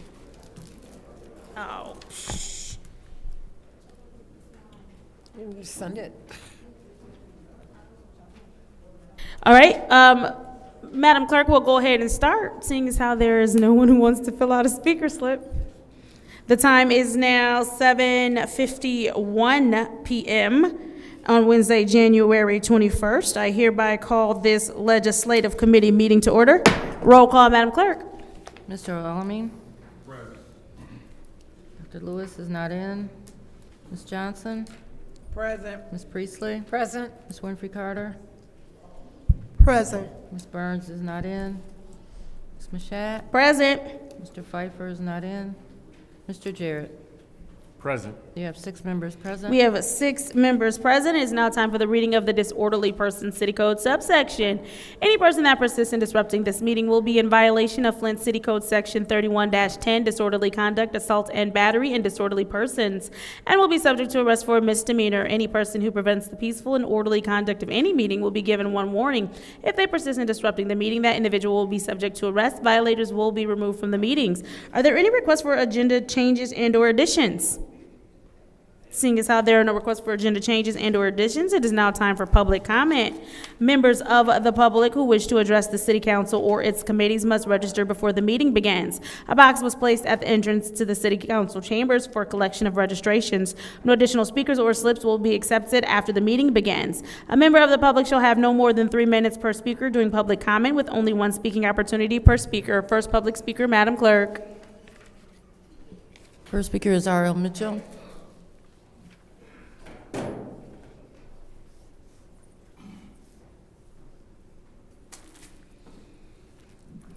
Hello, I'm R.L. Mitchell. For the record, I'm the last of the baby boomers in Flint.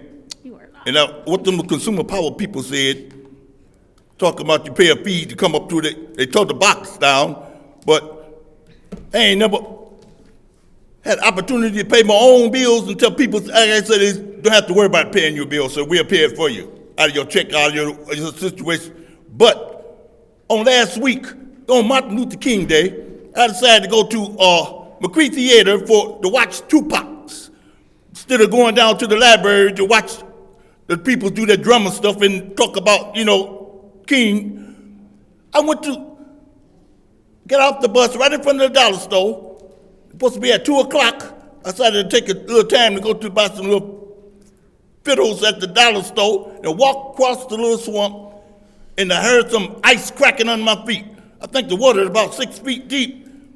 I almost went in the thing, the little swamp right there, but I made it across. I ran some kind or another.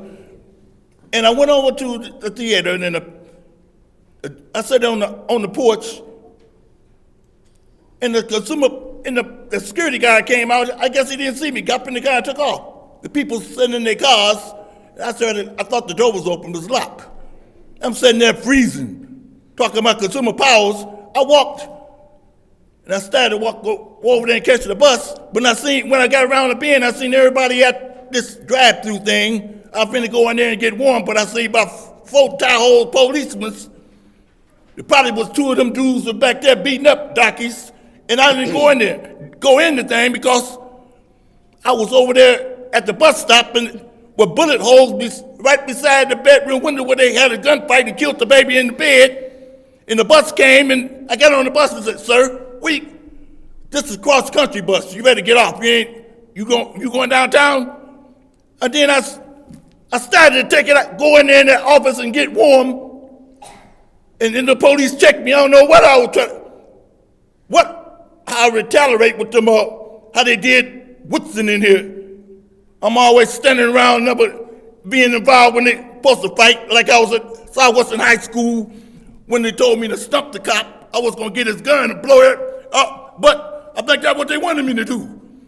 I'm supposed to be an athlete and all that stuff, like my friend in jail over there across the street now. He's a coach, Marcellus Children's.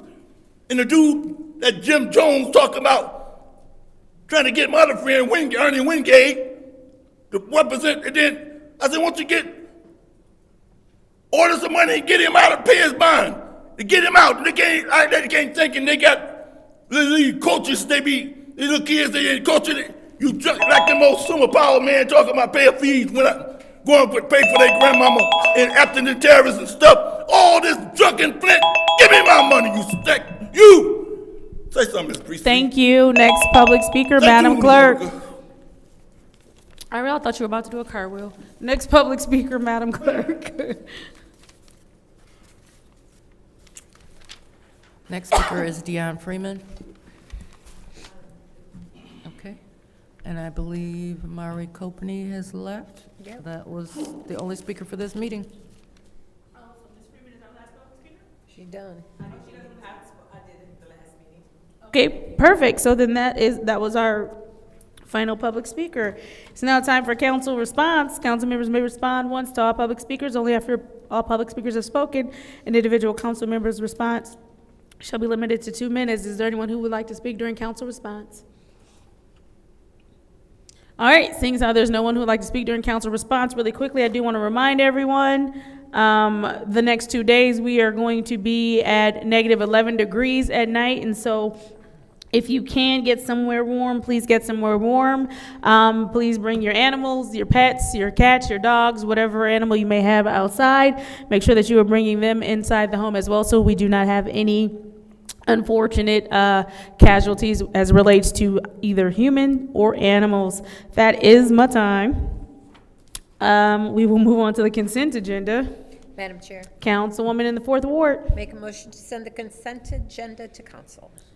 There's a motion to send the consent agenda to council by the councilwoman in the 4th Ward, properly supported by the councilman in the 1st Ward. Are there separations? Seeing as how there are no separations, we'll go ahead and vote to send the consent agenda to council. Roll call, Madam Clerk. Mr. Alamin? Dr. Lewis is not in. Ms. Johnson? Yes. Ms. Priestley? Yes. Ms. Winfrey Carter? Yes. Ms. Burns? She is not in. Ms. Mashat? Yes. Mr. Pfeiffer is not in. Mr. Jarrett? Yes. The vote is 6 yes, 0 no. The vote is 6 yes, 0 no. The consent agenda moves to council. Motion to adjourn. There's a motion to adjourn by the councilwoman in the 4th Ward. Is there support? Supported by the councilman in the 1st Ward. Roll call, Madam Clerk. Dr. Lewis is not in. Ms. Johnson? Yes. Ms. Priestley? Yes. Ms. Winfrey Carter? Yes. Ms. Burns is not in. Ms. Mashat? Yes. Mr. Pfeiffer is not in. Mr. Jarrett? Yes. Mr. Alamin? Vote is 6 yes, 0 no. The vote is 6 yes, 0 no. The time is 7:58 p.m. on Wednesday, January 21st. I hereby adjourn this legislative committee meeting.